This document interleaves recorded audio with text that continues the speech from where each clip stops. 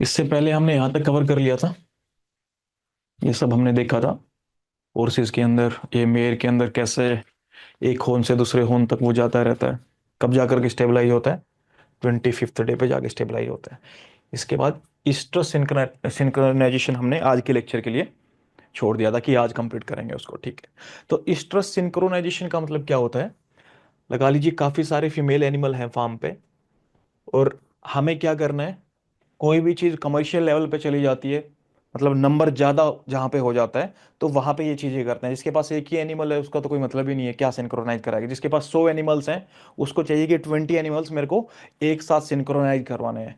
क्या बेनिफिट मिलेगा? ताकि एक साथ ही सब में एआई हो जाए, और एक साथ ही आर्टिफिशियल इंसेमिनेशन हम उनमें कर देंगे, और सबके जो बच्चे एक साथ आएंगे तो उन बच्चों का जो 20 का ग्रुप रहेगा उनके लिए भी एक एरिया अलॉट कर देंगे।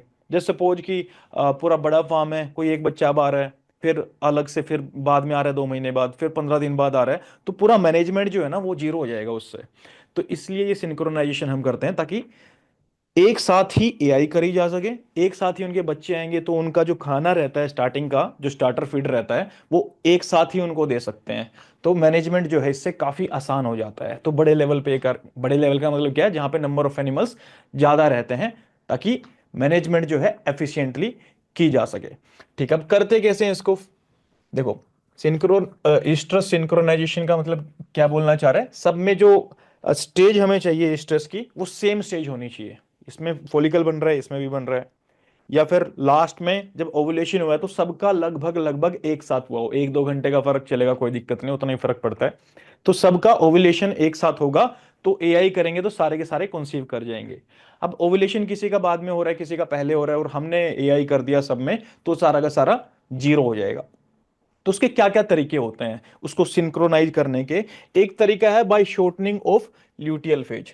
जो ल्यूटियल फेज होता है उसको हम शॉर्ट कर देंगे। कैसे करेंगे ल्यूटियल फेज को शॉर्ट? कॉर्पस ल्यूटियम को खत्म कर देंगे, लाइसिस का। है ना, लाइसिस कर देंगे। क्या देते हैं उसके लिए? पीजीएफ टू अल्फा देते हैं। पीजीएफ। अब इसमें एक तो प्रोसेस है, सिंगल इंजेक्शन लगा देते हैं, कॉर्पस ल्यूटियम प्रेजेंट होता है तो उसके 2 दिन बाद हम एआई करवा देते हैं, ठीक है साहब। एक दो इंजेक्शन एक साथ साथ लगाते हैं, 11 दिन पे और एक 12वें दिन पे लगाते हैं, उसके 2 दिन बाद हम इसमें एआई कर देते हैं।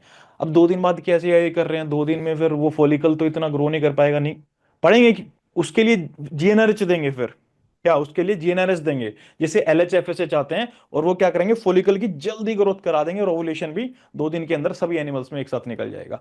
दूसरा वो पढ़ेंगे आगे, अभी मतलब कंफ्यूज होने की जरूरत नहीं है, सिंपली मैं कुछ बोल रहा हूं नहीं समझ में आ रहा है तो आगे पढ़ने वाले हैं उसको, है ना, इसलिए शॉर्ट में बोल रहा हूं। तो फिलहाल ये क्या बोलना चाह रहा है, शॉर्टनिंग ऑफ ल्यूटियल फेज, सब में कॉर्पस ल्यूटियम जिनमें था सबका कॉर्पस ल्यूटियम डिस्ट्रॉय कर दिया, तो सारे के सारे सेम स्टेज पे आ जाएंगे, ठीक है। अब by extending the luteal phase, luteal phase को एक्सटेंड कैसे करेंगे? जो कॉर्पस ल्यूटियम है, अगर कोई 16th डे के ऊपर है एनिमल, कोई 14 पे है, कोई 15 पे है, अब जो 16th वाला है उसका तो वैसे भी नेचुरली डिस्ट्रॉय होने वाला है।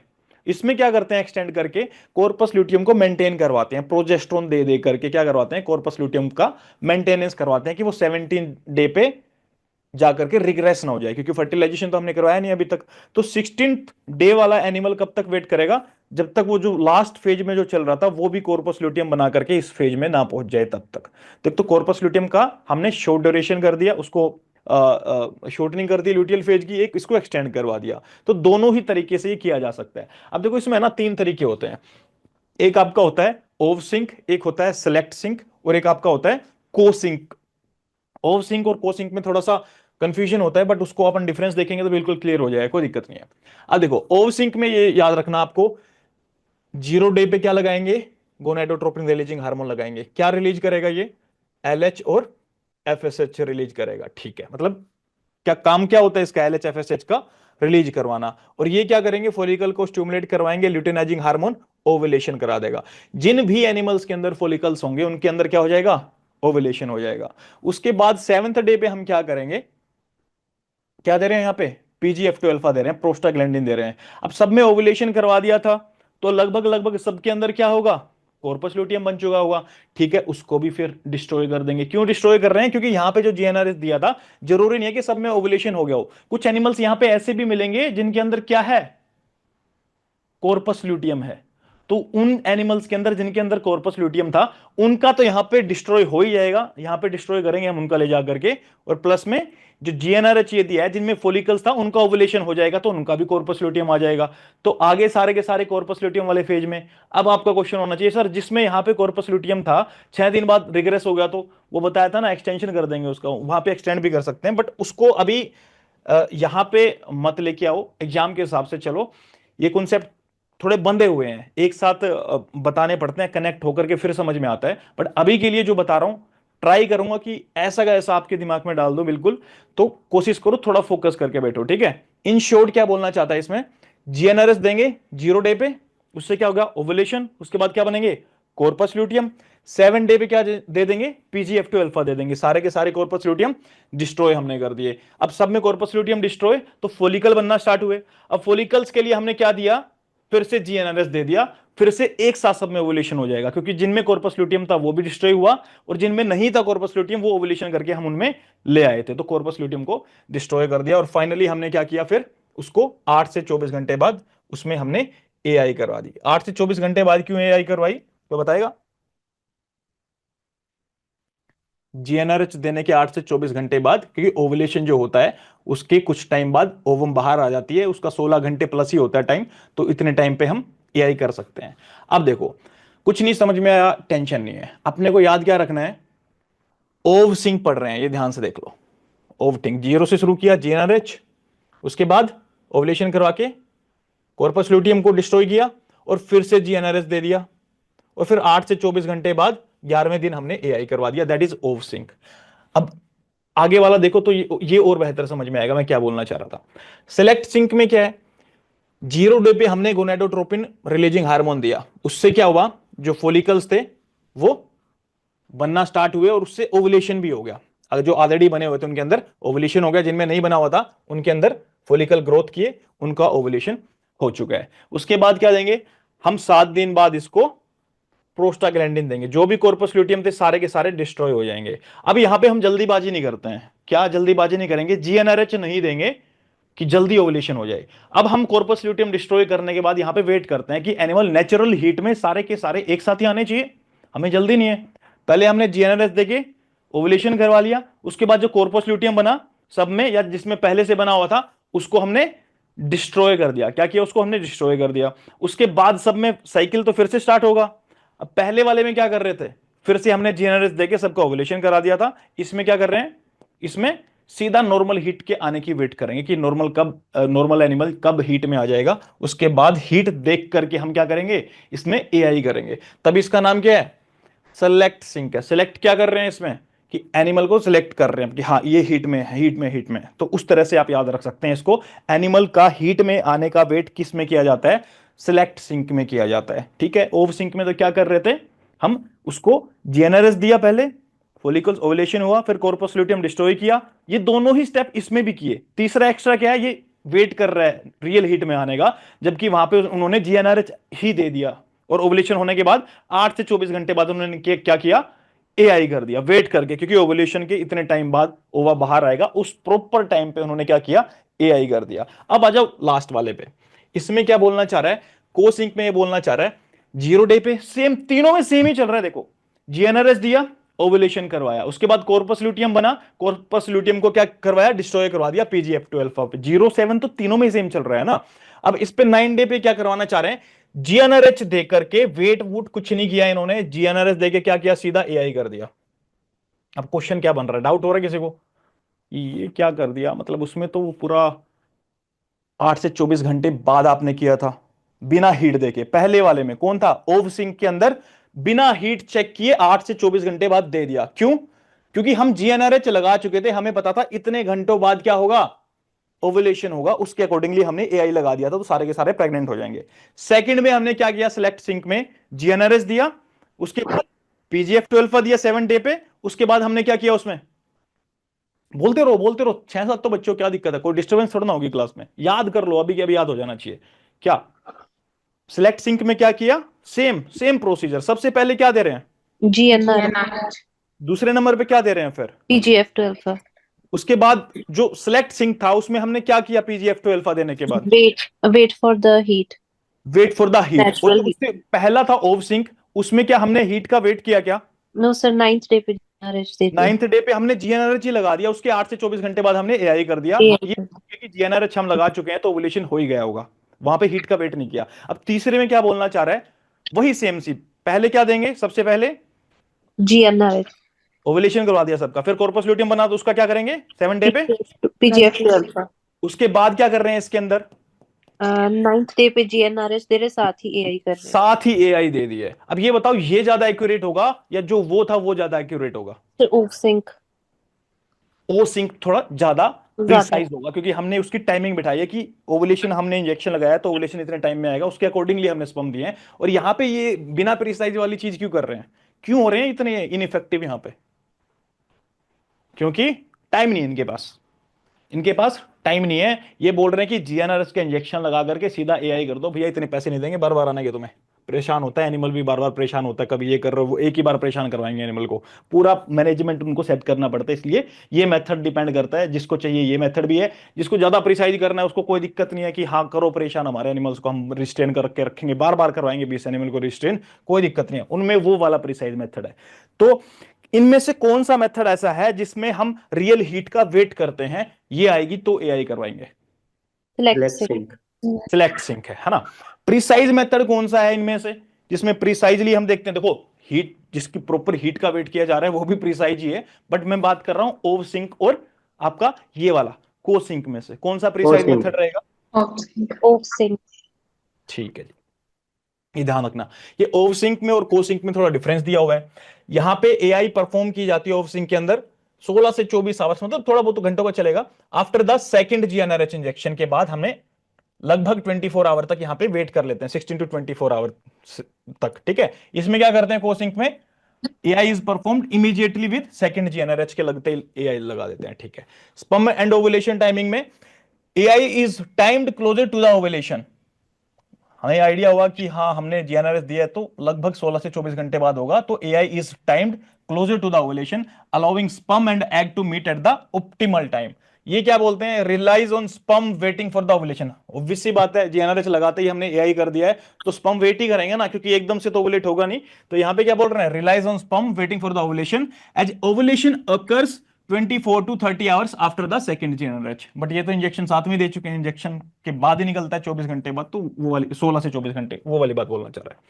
अब कन्वीनियंस किसमें है, requires an extra trip to inseminate cause after the second injection. फिर से मेहनत करनी पड़ेगी ना, जाना पड़ेगा, रिस्ट्रेन करना पड़ेगा एनिमल को, क्योंकि एआई बाद में देना है। इसमें क्या है, combines the second GnRH injection and AI into one visit saving the labour and time.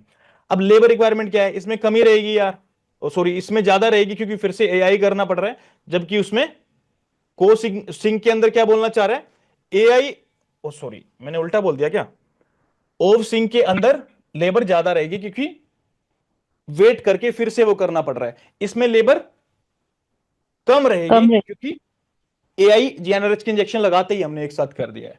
ठीक है, एक्यूरेसी लेकिन इसकी ज्यादा रहेगी, मोर प्रिसाइज ऑफ सिंक वाला रहेगा। क्यों रहेगा, हम डिस्कस कर चुके हैं, क्योंकि आपको पढ़ना है यहां से, इसलिए मेरे को पीपीटी में मैं ट्राई करता हूं एक दो लाइन ऐसे पढ़ के दिखा दूं आपको, ताकि जब आप पढ़ना शुरू करें आपको ये ना सोचना पड़े क्या बोला था, कुछ बताया तो था फिर उसका मतलब नहीं निकलता लाइन का, कुछ लाइन शॉर्ट में रहती है, इसलिए थोड़ा रीड करना पड़ता है सर। इंट्रावेजेनल डिवाइसेस होते हैं, कुछ control internal drug release device होते हैं, तो इनमें ये क्या बोलना चाह रहे हैं, ये प्रोजेस्टेरोन रिलीज कराते हैं हम इंट्रावेजेनल डिवाइस के थ्रू। ठीक है, और control internal drug release device जो है इसके अंदर भी हम यही काम करते हैं। ठीक है, इसके अंदर क्या करते हैं, इसमें तो वेजाइना के अंदर डाल देते हैं सिंपली, और इसके अंदर क्या करते हैं, जो डिवाइस होता है उसकी प्रोब को आगे तक लेकर के जाते हैं, जिसको हम सब यूरेथ्रल डाइवर्टिकुलम के अंदर डालते हैं, और उस डाइवर्टिकुलम से वो slowly slowly internally drug release होता रहता है। कौन सा ड्रग, प्रोजेस्टेरोन वाला रिलीज हो रहा है। मतलब कि क्या करना चाह रहे हैं, क्या करना चाह रहे हैं, कॉर्पस ल्यूटियम को मेंटेन करना चाह रहे हैं, एक्सटेंड करके हम सिंक्रोनाइज करना चाह रहे हैं, एक्सटेंड वाला चल रहा है। ठीक है, क्या क्या डोज है कोई इतनी खास बात नहीं है। और इसमें क्या बोलना चाह रहे हैं कि जब जैसे डिवाइस को रिलीज करो आप, निकालो मतलब बाहर निकालो इसको इंट्रावेजिनल डिवाइस को, तो पीजीएफ2 अल्फा का एक इंजेक्शन दे देना, उससे फायदा क्या होगा, एकदम से डिवाइस बाहर निकाला तो जीरो लेवल हो जाएगा, हार्मोनल इम्बैलेंस हो सकता है, एक इंजेक्शन आपने लगा दिया तो धीरे धीरे वो कम हो जाएगा, तो वो ठीक रहता है, ऐसा देखा गया है कुछ केसेस के अंदर। ठीक है, अब एम्ब्रियो ट्रांसफर टेक्नोलॉजी पे आओ। एम्ब्रियो ट्रांसफर टेक्नोलॉजी में क्या बोलना चाहता है, लगा लीजिए हम यूज कैसे करते हैं इसको, मतलब रीजन क्या है वो कैसे बाद में देखेंगे, पहले करते क्यों ये पता होना चाहिए। एम्ब्रियो को हम ट्रांसफर कर रहे हैं किधर, एक मदर से दूसरी मदर में लेके जा रहे हैं उसको, मतलब जो यूट्रस है, जो प्रेगनेंसी है, जो 9 महीने प्रेग्नेंट रहेगी, वो जो डैम है वो अलग है, और जिसका रियल जेनेटिक मटेरियल है, जिसके साथ हमने बुल की मेटिंग करवाई थी, उस मेटिंग के बाद एम्ब्रियो बना, उस एम्ब्रियो को हमने निकाल करके इस मदर में डाल दिया। तो ये बेसिकली सरोगेट मदर बोल देते हैं। मतलब क्या है ये नर्स ही कर रही है उस बच्चे को, नर्सिंग, नर्स की तरह काम कर रही है, मतलब उसका बच्चा नहीं है बट वो नर्सिंग कर रही है, न्यूट्रिशन, ब्लड सप्लाई, सब कुछ वो उसको दे रही है, और प्रेगनेंसी भी खुद से मेंटेन कर रही है। बट रियल पोटेंशियल जो है जेनेटिक्स का, वो किसका है, इस वाली डैम का डोनर्स। है। अब ऐसा करते क्यों है, हमें पता है कि ये 20 किलो दूध देती है, ये 2 किलो देती है। अब हमें चाहिए इसके बच्चे जितने ज्यादा हो सके उतने ज्यादा चाहिए, क्योंकि इसका जेनेटिक अच्छा है। बुल का भी जेनेटिक अच्छा ही है, चलो वो तो इस केस में भी बुल वही यूज करते तो सेम हो जाता, बट इस फीमेल का जेनेटिक्स अच्छा है, तो हमें चाहिए कि इससे जितने मैक्सिमम बच्चे ले सकते हैं उतने बच्चे लें, ताकि हम एफिशिएंटली काम कर सकें, जो बच्चे हो वो भी अच्छा मिल्क प्रोवाइड करे, क्योंकि इसका जेनेटिक पोल अच्छा है। तो हम एम्ब्रियो जो बन रहा है वो तो इनके जेनेटिक्स का बन रहा है, इस डैम के जेनेटिक्स का बन रहा है, तो उस एम्ब्रियो को निकाल करके दूसरी उसमें डाल देंगे। अब बोलोगे सर एक ही एम्ब्रियो था, आप इसमें डाल देते क्या दिक्कत थी। नहीं, हम जब इसमें क्या करवाते हैं, सुपर ओवुलेशन करवाते हैं। ओवुलेशन का मतलब क्या होता है, एक फॉलिकल से एक एग बाहर निकल के आएगा, और सुपर ओवुलेशन का मतलब क्या होता है, काफी सारे फॉलिकल से काफी सारे एग निकल करके बाहर आएंगे, और ओवम बोल दीजिए मतलब। अब वो काफी सारे जो एग बाहर निकले हैं ना यार, काफी सारे जो ओवम बाहर निकले हैं, कितने निकल जाएंगे मैक्सिमम, 1,000 निकल जाएंगे क्या, नहीं, 3 निकलते हैं, 3 से 4 के आसपास निकलते हैं। अब उनको क्या करते हैं हम, उस डैम को, जिसका जेनेटिक पूल अच्छा था, ब्रीडिंग करवाएंगे उसकी, उससे फर्टिलाइजेशन हो जाएगा सब में, वो एम्ब्रियो वहां पे, एम्ब्रियो वाली जो स्टेज रहेगी ना, जो मैंने बताया था आपको, जो आपकी 8 से 16 वाली स्टेज रहती है, ब्लास्टोसिस्ट जिसको बोलते हैं, मोरोला के बाद उसमें वो ब्लास्टोसील भी आ जाता है ना, तो उसको ब्लास्टोसिस्ट बोलने लगते हैं जब 8 से 16 स्टेज होती है वो। ऐसा देखा गया है 8 to 16 सेल वाली जो स्टेज होती है ना, जो ब्लास्टोसिस्ट बोल रहे थे, मोरोला भी 8 to 16 ही होता है, बट उसमें फ्लूइड फील्ड कैविटी हो जाती है, तो उसको क्या बोलते हैं, ब्लास्टोसिस्ट बोलने लगते हैं। तो ये बोलता है जो 8 से 16 सेल वाली जो स्टेज रहती है ना, उस स्टेज के अंदर निकाला जाए एम्ब्रियो को बाहर, और दूसरी फीमेल में रखा जाए, तो उसका जो है सर्वाइवल रेट काफी अच्छा माना गया है, तो उस टाइम पे वो निकाल लेना चाहिए चुपचाप करके। ठीक है, इसके तरीके क्या क्या है निकालने के, बहुत सारे तरीके होते हैं, देखेंगे पढ़ेंगे आगे। फोलीज कैथेटर भी इसमें यूज करते हैं। आप लोगों ने केस देखे होंगे कुछ, यूरिनरी रिटेंशन का केस होता है, उसमें 1 2 और 3, और फिर ऐसे करके, और फिर एक पाइप ऐसे रहती है बैलून वाली, उसमें इंजेक्शन डालते हैं, तो इसका कनेक्शन ऐसे करके यहाँ पे जाता है, बैलून फूल जाता है। वही वाली पाइप यहाँ पे भी यूज करेंगे हम, यूट्रस में डाल करके उसको फ्लश करते हैं, और सक्शन से उसको खींच लेते हैं, तो जो एम्ब्रियो इंप्लांट हो रखा होता है यूट्रस के अंदर, वो उसके अंदर आ जाता है। उसके बाद साइंटिस्ट को दे देते हैं कि लो भाई पकड़ो इसको, देखो इसमें आप इसका क्या कर सकते हो। एक तरीका और होता है, हम डायरेक्ट निडल डालते हैं, ओवरी के पास लेके जाते हैं, ओवरी पे जो फोलिकल होता है ना, उस फोलिकल के अंदर जो एंट्रम फ्लूइड होता है, उस फ्लूइड को ही एस्पिरेशन से खींच लेते हैं, वैक्यूम बना के उसको खींच लेते हैं, जो oocyte होती है उसका इनविट्रो फर्टिलाइजेशन करवाते हैं, उसके बाद उसमें डालते हैं। तो यहां पे तो हम एम्ब्रियो ले रहे हैं, ऐसा भी कर सकते हैं, एम्ब्रियो भी ले सकते हैं, वो वाली चीज भी हो सकती है। एग्जाम में आएगा नहीं आएगा, बट समझने के लिए जरूरी है, मतलब समझ में आ रही है बात आपको। अब ये फीमेल जो थी, ये मैक्सिमम एक प्रेगनेंसी ही कर सकती थी, एक बार ही प्रेग्नेंट हो सकती थी, एक ही बच्चा रख सकती थी। बट इससे हमने 3 से 4, हमने सुपर ओवुलेशन से 3 से 4 एग निकलवा लिए, फर्टिलाइज कर दिया उनको, और वो जो एम्ब्रियो थे वो हमने अलग अलग 3 फीमेल्स के अंदर डाल दिया। तो 1 साल के अंदर नहीं, 1 साल के अंदर क्या हमने उसके जेनेटिक पूल को यूज करके 3 ही बच्चे निकाले क्या, 3 ही निकाले क्या। नो वो सर। तो एक हिस्ट्रस में लिए थे हमने, जब दूसरा हिस्ट्रस आएगा फिर से लेंगे, तीसरा आएगा फिर से ले लेंगे, लगेगा कुछ खराबी आ रही है एनिमल में, थोड़ा रेस्ट करा देंगे, चौथा स्ट्रेस आएगा। 21 दिन में मिल रहे हैं 3 3 बच्चे बार बार इस जेनेटिक पुल के। अदरवाइज अगर नेचुरल करवाते तो क्या होता, ये जो फीमेल थी इसका 9 महीने वेट करना पड़ता और एक ही बच्चा आता, और उसकी भी कोई गारंटी नहीं है, मर भी सकता था, 50 चीजें हो सकती थी, है ना। अब एम्ब्रियो ट्रांसफर टेक्नोलॉजी का समझ में आया कि ये एम्ब्रियो ट्रांसफर करने का फायदा क्या है, और उन फीमेल्स को सरोगेट मदर बनाएंगे जो किसी काम की नहीं है, किसी काम की मतलब हमारे किसी काम नहीं, मतलब मिल्क नहीं दे रही है ज्यादा, वैसे तो सारे काम के होते हैं, बट समझो थोड़ा पैसों के हिसाब से बात करते हैं, ये जो फीमेल थी इसमें मेल प्रोडक्शन अच्छा नहीं है, इसका जेनेटिक पूल हम चाहते नहीं है कि हमारे हार्ड के अंदर हमारे फार्म पे आगे आए, तो इसलिए हम अच्छे जेनेटिक पूल वाला सुपर ओवुलेशन करवा करके इसमें डाल देंगे। सरोगेट मदर है ये यहां से क्या सरोगेट मदर की तरह काम कर रही है, अच्छा काम कर, जो भी बच्चा आएगा उसका जेनेटिक पूल इस वाला रहेगा। तो इसलिए हम यूज में करते हैं ये अपना जो एम्ब्रियो ट्रांसफर टेक्नोलॉजी है इसको यूज में लेते हैं। तो होता क्या इससे basically increases the reproduction rate, जो रिप्रोडक्शन का रेट होता है उसको बढ़ा देता है, ठीक है। Use to collection of an embryo from superior donor female and its transfer to the uterus of a recipient female of same species। ये कुछ हिस्ट्री में बताया गया है क्या क्या किसने क्या क्या किया था, थोड़ा देख लेना है डोली वोली वाला। अब सुपर ओवुलेशन पे आ जाओ।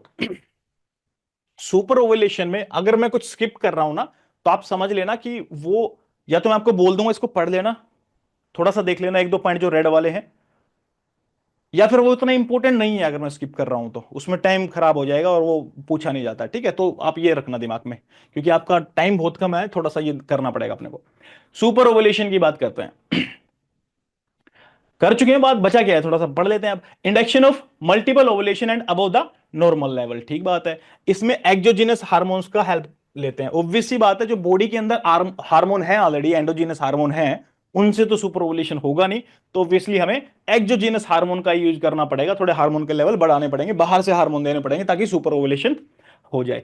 सुपर ओवुलेटरी रिस्पॉन्सेज, ये वही बातें लिखी हुई हैं यार, देखो 3 से 4 ओवुलेशन हो जाते हैं इसमें यूजुअली, ठीक है। अब ये इंपॉर्टेंट पॉइंट है थोड़ा सा, in cattle and buffalo super ovulation protocol during mid luteal phase, जो ल्यूटियल जो फेज जो होता है उसके बीच में हम ये करते हैं, ये बेस्ट माना जाता है। कोई बताएगा मुझे क्यों बेस्ट माना जाता है कॉर्पस ल्यूटियम वाले फेज में? क्वेश्चन यहां पे क्या आना चाहिए मेरे को पता, डाउट होना चाहिए। कॉर्पस ल्यूटियम है सर इसमें, इसमें कहां से ओवुलेशन करवा रहे हो, इसमें तो कॉर्पस ल्यूटियम है, किसकी वजह से हो रहा है? बाकी की जो फॉलिकल्स होते हैं किसकी वजह से ग्रो करके ओवुलेशन करेंगे, जबकि कॉर्पस ल्यूटियम है इसमें, उसके बावजूद भी एक्सोजीनस हार्मोन्स की वजह से। होता क्या है कि कॉर्पस ल्यूटियम है तो वो प्रोजेस्टेरोन रिलीज करेगा, प्रोजेस्टेरोन से तो फॉलिकल्स की ग्रोथ होगी नहीं, उससे तो कॉर्पस ल्यूटियम ही मेंटेन रहेगा बस, या प्रेगनेंसी मेंटेन रहेगी। अब दूसरे फॉलिकुल जब कॉर्पस ल्यूटियम बना हुआ है उस टाइम पे इतनी ग्रोथ शो क्यों नहीं करते हैं? क्योंकि वहां पे एफएसएच का और एलएच का, जो कि गोनाडोट्रोपिन रिलीजिंग हार्मोन है, उनका लेवल कम होता है। बट हम तो एक्सोजेनियसली बाहर से दे रहे हैं ना हार्मोन्स को, बाहर से हमने जीएनआरएस दे दिया, उससे क्या होगा, कॉर्पस ल्यूटियम के होते हुए भी दूसरे फॉलिकल्स ग्रो करने लगेंगे और ग्रो करके वो 2-3 ओवुलेशन करवा देंगे। अब इसलिए इंपॉर्टेंट है क्या ड्यूरिंग मिड ल्यूटियल फेज? नहीं, ये तो मैं आपको बता रहा था क्योंकि ये भी कंफ्यूजन होता है, इसलिए इंपॉर्टेंट नहीं है।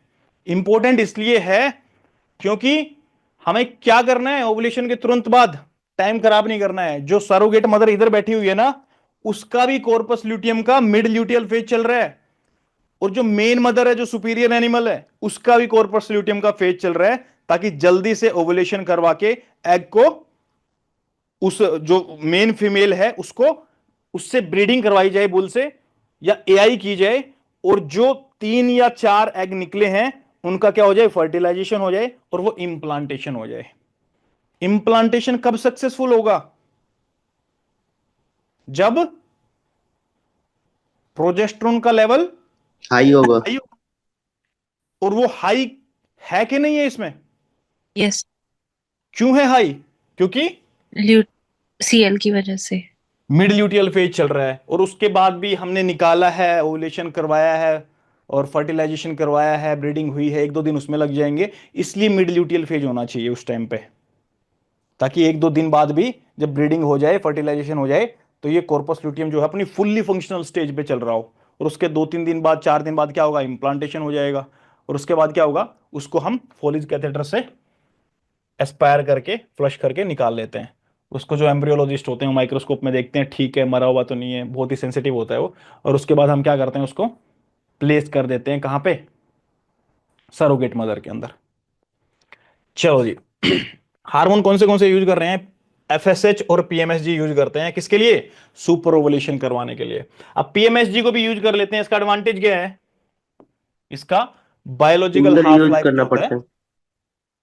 अच्छा खासा होता है, इसमें टेंशन नहीं होती है हमें कितना है नहीं है। एफएसएच का कितना होता है याद है किसी को?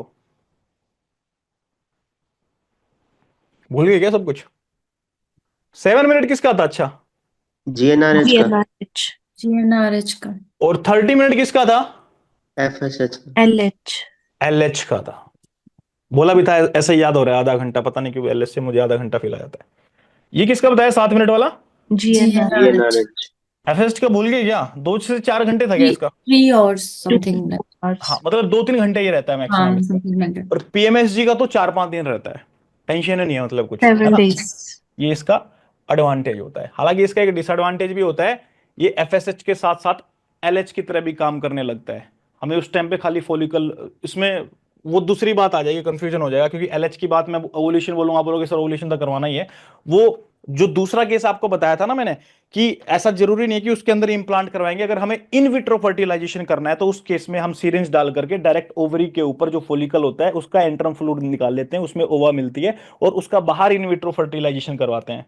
तो उस टाइम पे हमें मेक श्योर करना होता है एलएच के लेवल ज्यादा ना हो, क्योंकि एलएच के लेवल अगर ज्यादा होंगे तो ओवुलेशन होके एग बाहर चला जाएगा। बाहर चला जाएगा तो एंट्रम फ्लूइड में मिलेगा नहीं, तो उस सिचुएशन के लिए डिसएडवांटेज हो जाता है पीएमएसजी का। क्यों? क्योंकि ये एफएसएच और एलएच दोनों की एक्टिविटी दिखाता है। एफएसएच की तो ठीक है, बट एलएच की दिखा रहा है और उसने हाई लेवल कर दिया, ओवुलेशन हो गया, तो जो इनविट्रो वाला था वो वाला अपना काम खराब हो जाएगा। समझ में आई बात?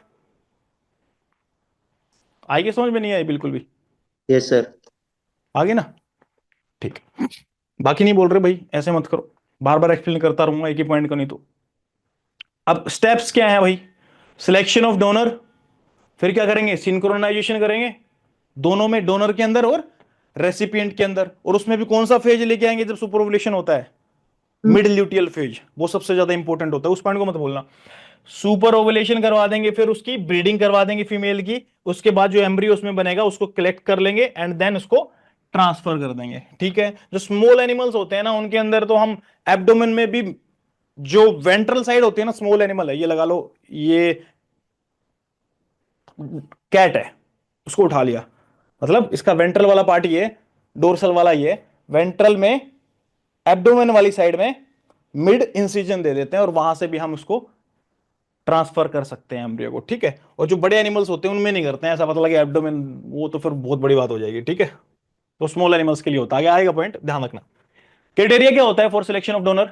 डोनर को सिलेक्ट करने के लिए बड़ी एनिमल होना चाहिए, रेगुलर साइकिल दिखा रहा हो, जेनेटिक पोल अच्छा हो, ये फालतू की बात है, कोई एग्जाम में पूछेगा थोड़ा ना इनको। यंगर डोनर्स आर प्रेफर्ड, जो यंग होते हैं वो अच्छे रहते हैं, ज्यादा बूढ़े हो जाएंगे परेशानी, उनके गैमेट्स भी एजिंग हो जाएगी उनकी, तो वो थोड़ा ठीक नहीं रहता, और ये रिकवर भी जल्दी कर जाते हैं। ठीक है? और ये, चलो छोड़ो बस, ज्यादा नहीं। Donor must have carved at least 60 days back. जो डोनर है, आपको ध्यान रखना है भाई, ऐसा नहीं है कि आज ही पार्चुरेशन हुआ है और अगली हीट में इकट्ठा करने लग गए उनको, सुपर ओवुलेशन करवा रहे हो उसका। वो बेचारी ने वो जन्म दिया है, थोड़ा सा उसको वेट करो, 62 महीने उसको मिल्क देने दो, प्रोड्यूस करने दो, थोड़ा सा नॉर्मल होने दो उसको। मिनिमम बताया ये 60 days तो मिनिमम है, इससे पहले मत छेड़ना उसको। ठीक है? लेकिन बढ़िया टाइम चाहिए, बेस्ट टाइम चाहिए तो सुपर ओवुलेटरी ट्रीटमेंट के लिए काविंग के बाद हमें 3 महीने तक तो वेट करना ही करना है। 10 दिन और ऐड कर दोगे तो और अच्छा है। तो मिनिमम तीन, मतलब मिनिमम कितना है? 2 महीने वेट करना पड़ेगा, नहीं तो 3 महीने या 3 महीने 10 दिन तक वेट करोगे तो अच्छा रहेगा आपका। नहीं तो जितना सारा प्रोसीजर कर रहे हो ना, और बाय चांस स्ट्रेस की वजह से उसके ओवम में कुछ डिफेक्ट है, तो जितनी फीमेल्स को आपने प्रेग्नेंट सरोगेट मदर बनाया था, सारी की सारी मेहनत पानी में चली जाएगी। इसलिए इसका वेट करना जरूरी होता है, बहुत जरूरी होता है। ठीक है साहब? For repeated super ovulation, donor should not be treated at least 60 days after first, मतलब कुछ बात नहीं है, वही बात है जो बोलना चाह रहे हैं। अब देखो, ये कुछ ऐसे पॉइंट होते हैं जो बिल्कुल सिंपल लिखे हो, आप लोग समझ जाओगे, तो ज्यादा इसलिए मैं छोड़ देता हूं, बार बार क्या बताना है उसका। सिंक्रोनाइजेशन अब पढ़ इसलिए रहा हूं ताकि आपको पढ़ना तो यहां से ही है, जब आप पढ़ोगे रिवाइज करोगे तो मैं तो आऊंगा नहीं वहां पे, तो यहां से ही पढ़ना है आपको, तो एक आइडिया सा हो जाता है। Synchronisation of oestrus between donor and recipient for embryo transfer work, synchronisation करना जरूरी है, और वो भी कौन से पेज में? बार बार 4-5 बार बता चुका हूं इस पॉइंट को। Mid luteal phase. Mid luteal phase के अंदर। ठीक है? मिड लिखते ही आंसर आ जाना चाहिए, इतना तो ये इसलिए लिखता हूं ताकि आप लोग आंसर बोल दो, ऐसा लिख के नहीं दिखाना चाह रहा हूं कुछ। Breeding of donor, he detection करेंगे, इंसेमिनेट करेंगे ट्वाइस, वही 10-12 घंटे वाला रूल अप्लाई करेंगे इसमें भी। Semen should be deposited in both the होन्स, दोनों ही होन्स के अंदर हम डिपॉजिट कर देंगे, रिस्क नहीं लेंगे भाई किस में उसका ओवुलेशन हुआ है किस में नहीं हुआ। हालांकि ट्राई करेंगे उस वाले हॉर्न में चला जाए तो बहुत अच्छी बात है, बट क्या ही कर सकते हैं उसमें ट्राई में, उसकी भी टेक्निक होती है, बट उन टेक्निक्स की बात नहीं करेंगे भाई राइट में पहुंचाना है तो आपको। ये क्या बोलना चाह रहा है, दोनों हॉर्न्स में कर देना यार, टेंशन नहीं होनी चाहिए कुछ भी, क्या पता कहाँ पे कौन सी साइड में ओवुलेशन हो रखा है, कौन से वाली ओविडक्ट में जाकर के फर्टिलाइजेशन होगा। अगर यहां पे ओवरी होगी तो इस वाले एम्पुलर इस्थमिक जंक्शन में होगा, यहां पे होगी तो इस वाले इस्थमिक एम्पुलरी जंक्शन में होगा। तो बोल रहे हैं दोनों हॉर्न के अंदर ही दे देना स्पर्म को, किधर भी हो टेंशन ना हो कुछ भी। चलो फर्टिलाइजेशन मेक श्योर हो जाए। एम्ब्रियो कलेक्शन देखो यार, एम्ब्रियो को कलेक्ट करने के कुछ मेथड बताए गए हैं यहाँ पे, कुछ एग्जाम पॉइंट ऑफ व्यू से इतना इंपॉर्टेंट नहीं है, जो इंपॉर्टेंट है बताऊंगा। नॉन सर्जिकल मेथड है, यहाँ पे सर्जरी नहीं करनी पड़ती है आपको। ये क्या है, ट्रांस सर्वाइकल मेथड, सर्विक्स से यूज करते हैं हम उसको, कैथेटर को डालते हैं, इसमें क्या फोलिज कैथेटर होती है। थ्री वे क्या बोल रहे हैं ये, क्योंकि ये 3 पाइप लगे होते हैं, इसको ये फर्दर ये ऐसे जाती है, यहाँ पे एक बैलून होता है, ये फोलिज कैथेटर होता है। डोंट वरी, डायग्राम भी डाला हुआ है, याद आ जाएगा आप लोगों को, पढ़ा होगा आपने। अब एक लेपेरोस्कोपिक मेथड होता है, उसमें स्टैब इंसिजन लगता है थोड़ा सा, मतलब कुछ खास नहीं है। लेपेरोस्कोपिक में वो कैमरा लगाकर भी देख लेते हैं कई बार, ये एक्सप्लोरेटरी पर्पज के लिए यूज होता है बेसिकली, और इसके बाद हम ट्रांस सर्वाइकल यूज करते हैं, ठीक है। बट इससे भी लेपेरोस्कोपिक लेकर के आप वहां पे कुछ दूसरा इंस्ट्रूमेंट डाल करके उसको भी निकाल सकते हैं, but exam point of view से इंपॉर्टेंट नहीं है, बकवास है। क्या ध्यान रखना है, फोलिज कैथेटर जो 3 वे फोलिज कैथेटर है वो ट्रांस सर्वाइकल मेथड में यूज करते हैं एम्ब्रियो कलेक्शन के लिए, ठीक है, यूज कर लेते हैं इसको, ठीक है। तो ट्रांस सर्वाइकल मेथड में क्या यूज कर रहे हैं, फोलिज कैथेटर यूज कर रहे हैं। इस स्लाइड में तो ये इंपॉर्टेंट है, बाकी कुछ इतनी बात करते क्या, सर्जिकल मेथड भी यूज कर लेते हैं। क्या बताया था आप लोगों को, स्मॉल एनिमल्स के अंदर एब्डोमेन वाली साइड में मिड इंसिजन दे करके वहां पे हम एम्ब्रियो कलेक्ट कर सकते हैं, उनमें एम्ब्रियो उनसे कलेक्ट कर सकते हैं, ठीक है साहब। हाईएस्ट प्रेगनेंसी रेट की बात करते हैं अब, कब मिलता है, जब ये 8 सेल से ब्लास्टोसिस्ट वाली स्टेज में हो, ठीक है। 8 सेल से मतलब 16 स्टेज वाली सेल में हो, और खास करके पिग की बात करो जो 8 सेल होती है, इसमें सॉरी 8 to 16 सेल्स होती हैं बाकी स्पीसीज में। पिग की बात करें तो 4 सेल्स अगर मिल जाती है पिग में तो उसके लिए वो बेस्ट रहता है, मतलब वो वाला अगर आप एम्ब्रियो निकाल के दोगे तो वो सही काम करेगा। ये आपका फोलिज कैथेटर आ गया है, ठीक है। जो इंपॉर्टेंट है उसको बोलूंगा 3-4 बार, टेंशन मत लेना कि सर ये पॉइंट छूट गया, छोड़ दिया है वो, समझ लो। ये फोलिज कैथेटर है, किस टेक्निक में यूज करते हैं इसको, एम्ब्रियो को कलेक्ट करने में यूज करते हैं। अब एम्ब्रियो ट्रांसफर में आपको बता दिया, चलो नहीं एम्ब्रियो ट्रांसफर देख लेते हैं, कैटल बफेलो के अंदर नहीं बताया। ट्रांस सर्वाइकल अप्रोच यूज करते हैं, इसके अंदर अंडर एपिड्यूरल एनेस्थीसिया लगा देंगे, और इसमें ट्रांस सर्वाइकल अप्रोच यूज करेंगे ताकि एनिमल हिले ना, ज्यादा परेशान ना करे हमें, खराब ना हो जाए सब कुछ। Recipient as are per rectally examined for the presence of corpus luteum. क्यों, क्योंकि हम क्या मेक श्योर कर रहे थे, जो ये आपके रेसिपिएंट है और डोनर है वो मिड ल्यूटियल फेज के अंदर होने चाहिए दोनों ही। तो ये मेक श्योर करेंगे, पहले ऐसा ना हो कि सारा बर्बाद हो जाए हमने जितनी मेहनत की है, तो वो डालने से पहले पहले ये चेक करेंगे। Then deposit the embryo into the uterine horn to the corpus luteum side. अब यहाँ पे क्या मेक श्योर करना है आपको, इस एम्ब्रियो को कौन से हॉर्न में डालना है, जहां पे कॉर्पस ल्यूटियम बना हुआ है, ताकि जो कॉर्पस ल्यूटियम जिस भी साइड में बना हुआ है उसी हॉर्न में डाल दोगे तो जो प्रेगनेंसी मेंटेनेंस में हेल्प हो रही है ना, तो उसकी प्रोक्सिमिटी में रहेगा, तो उसका बेनिफिट होता है। जो वो वाली उस साइड वाली एंडोमेट्रियम रहेगी उस हॉर्न की, वो डेवलप रहती है सही तरीके से। चलिए, अब शिप एंड कोड में क्या है, अंडर लोकल जीए जनरल एनेस्थीसिया में थ्रू मिड वेंट्रल लेपेरोटोमी हम कर सकते हैं, वहां पे डाल सकते हैं, मतलब इंसिजन देके भी डाल सकते हैं, निकाल भी सकते हैं इंसिजन देके और डाल भी सकते हैं। सिसियोग्नोसिस में क्या बोलना चाह रहा है, early and accurate diagnosis of pregnancy, मतलब प्रेगनेंसी डायग्नोसिस के लिए जो भी हम टेस्ट यूज करते हैं, इमेज टेक्निक्स का यूज करते हैं, अल्ट्रासाउंड का यूज करते हैं, रेडियोग्राफी का यूज करते हैं, या फिर हार्मोन्स का यूज करते हैं, यूरिन में, सीरम में, मिल्क में। ये सारी जो टेक्निक हम बेसिकली प्रेगनेंसी डायग्नोसिस के लिए करते हैं ना, कि ये प्रेग्नेंट है या नहीं है, तो ये अपना इसमें आ जाते हैं सिसियोग्नोसिस में, प्रेगनेंसी डायग्नोसिस में। मेन क्या है इसमें, इमेजेस चेक करते हैं हम, इमेजेस से, रेडियोग्राफी से, अल्ट्रासाउंड से, ये जितनी भी टेक्निक्स होती है, हार्मोन से, सीरम से, मिल्क में, सब चेक करते हैं जो ये सिसियोग्नोसिस के अंदर आते हैं। ठीक है साहब, देख लेते हैं क्या क्या मेथड्स होते हैं प्रेगनेंसी को डायग्नोज करने के। अब देखो, एक विजुअल मेथड होता है, इसको मैनेजमेंटल मेथड भी बोल देते हैं। नो रिटर्न टू ईस्ट्रस, अगर एनिमल एआई के बाद हीट में नहीं आ रहा है, या वो एम्ब्रियो जो था को ट्रांसप्लांट करने के बाद हीट में नहीं आ रहा है, अगर उस केस में माने कि यार ये ऐसा तो नहीं है दोबारा हीट में आ जाए, तो क्या बोलेंगे। लेकिन आप नॉर्मल उसमें लगा के चलो, इसको ज्यादा उसमें डिटेल में जाओगे तो फिर आपको खाम का कंफ्यूजन हो जाएगा। तो प्रेगनेंसी डायग्नोसिस ही कर रहे हैं यहाँ पे। सिंपली क्या बोलेंगे, अगर एनिमल स्ट्रेस में नहीं आता है तो प्रेग्नेंट, बोल दिया करो यार कुछ तो, प्रेग्नेंट होगा वो एनिमल, फर्टिलाइजेशन हो चुका है। लेकिन ये अनरिलायबल मेथड होता है, बहुत बार ऐसा होता है, बहुत सारी प्रॉब्लम्स की वजह से नहीं आता एनिमल। अब अडर डेवलपमेंट में मान लेते हैं कि अगर अडर डेवलप हो रहा है एनिमल का, तो चांसेस हैं कि वो प्रेग्नेंट होगा और अपनी प्रेगनेंसी के लिए अडर डेवलप कर रहा होगा, जो बच्चा आएगा ताकि इसको मिल्क फीड कर सके। बट ये इसमें एक्यूरेसी इतनी हाई नहीं होती। कई एनिमल्स ऐसे देखे गए हैं उनका अडर ऐसे भी ग्रो करने लगता है बिना प्रेग्नेंट हुए भी, ठीक है, जो मेच्योरिटी में जाता है जब वो। क्लिनिकल मेथड देखो यार, क्लिनिकल मेथड मतलब क्लिनिक्स में कोई एनिमल लेके आ गया, सर बताओ इसको। अब ये तो नहीं बोलेंगे 21 दिन बाद आना फिर स्ट्रेस वाला, वो चीजें नहीं बता सकते। क्लिनिक्स पे मेथड क्या अप्लाई करेंगे, ट्रांस रेक्टल पैल्पेशन हम कर लेंगे। वो बोल रहे हैं कि 40-42 दिन पहले करवाया था सर, अब बता दो। तो हम क्या बोलेंगे, ये मोस्ट वाइडली यूज्ड मेथड है। 42 डेज ऑफ जेस्टेशन अगर रहता है तो उस टाइम पे आप ये मेथड यूज कर सकते हो, ट्रांस रेक्टल पाल्पेशन। रेक्टम में ग्लव्ड हैंड डाल करके पैल्पेट कर सकते हो। आप क्या करना है बताता हूं अभी। पहले तो ये देखो कि कोई तो मेयर लेके आया है या फिर कोई कैटल या बफेलो लेके आया है, तो लैंडमार्क क्या रहेंगे रेक्टल पाल्पेशन के लिए। लैंडमार्क क्या होता है, उस जगह का हमें पता लग जाए कि हाँ ये वाली लोकेशन आ चुकी है। मेयर के अंदर ओवरी को फील करना ज्यादा आसान होता है, और जो कैटल बफेलो होती हैं उनके अंदर सर्विक्स वाला पोर्शन है, जो आपको बताया भी था कौन सी रिंग मिलती है वहां पे, उसको पैल्पेट करके एनुलर रेक्टम के रिंग, थ्रू। हाँ, annular ring sir. Annular ring, very good जी।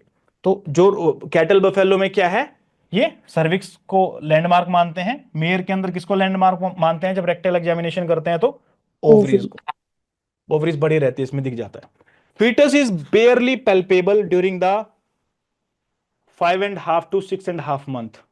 क्यों, क्योंकि उस टाइम पे वो एब्डोमेन में चला जाता है, और ग्लव्ड हैंड की तरह है हमारा, रेक्टम में एग्जामिनेशन कर रहे हैं, रेक्टल एग्जामिनेशन कर रहे हैं, तो वो हमें वहां पे नहीं दिखेगा, क्योंकि वो एब्डोमेन की तरफ शिफ्ट हो जाता है, क्योंकि साइज ग्रो हो रहा है ना, एब्डोमेन की तरफ चला जाता है, तो वहां पे हमें नहीं दिखेगा वो 5.5 से 6.5 मंथ तक, ठीक है, due to its location in abdominal cavity. अब फ्री मीटर्स क्या होता है, palpation of middle uterine artery, यही तो कर रहे थे ट्रांसरेक्टल पैल्पेशन में। फ्री मीटर्स जो आर्टरी रहती है वो क्या है, जो यूटेराइन आर्टरी रहती है ना अपनी, ये क्या, ये ब्लड सप्लाई करती है बच्चे को, और उस टाइम पे ये इसकी जो धड़कन होती है बहुत ज्यादा बड़ी होती है, मतलब क्योंकि ब्लड सप्लाई उसको ज्यादा करना पड़ रहा है, ज्यादा करना पड़ रहा है, उसका साइज जो है, साइज बढ़ जाता है। सबसे इंपॉर्टेंट बात, आप नॉर्मल एनिमल देखोगे तो इतना साइज नहीं मिलेगा, उसमें जो प्रेग्नेंट एनिमल है उसमें साइज ज्यादा मिलेगा। और ये यूटेराइन आर्टरी है, मिडल यूटेराइन आर्टरी है, तो रेक्टल एग्जामिनेशन जब करोगे तो वहां पे वो आर्टरी का साइज बड़ा मिलेगा आपको। तो ये भी किस अप्रोच के अंदर है, ये ट्रांसरेक्टल पैल्पेशन के अंदर है, ठीक है।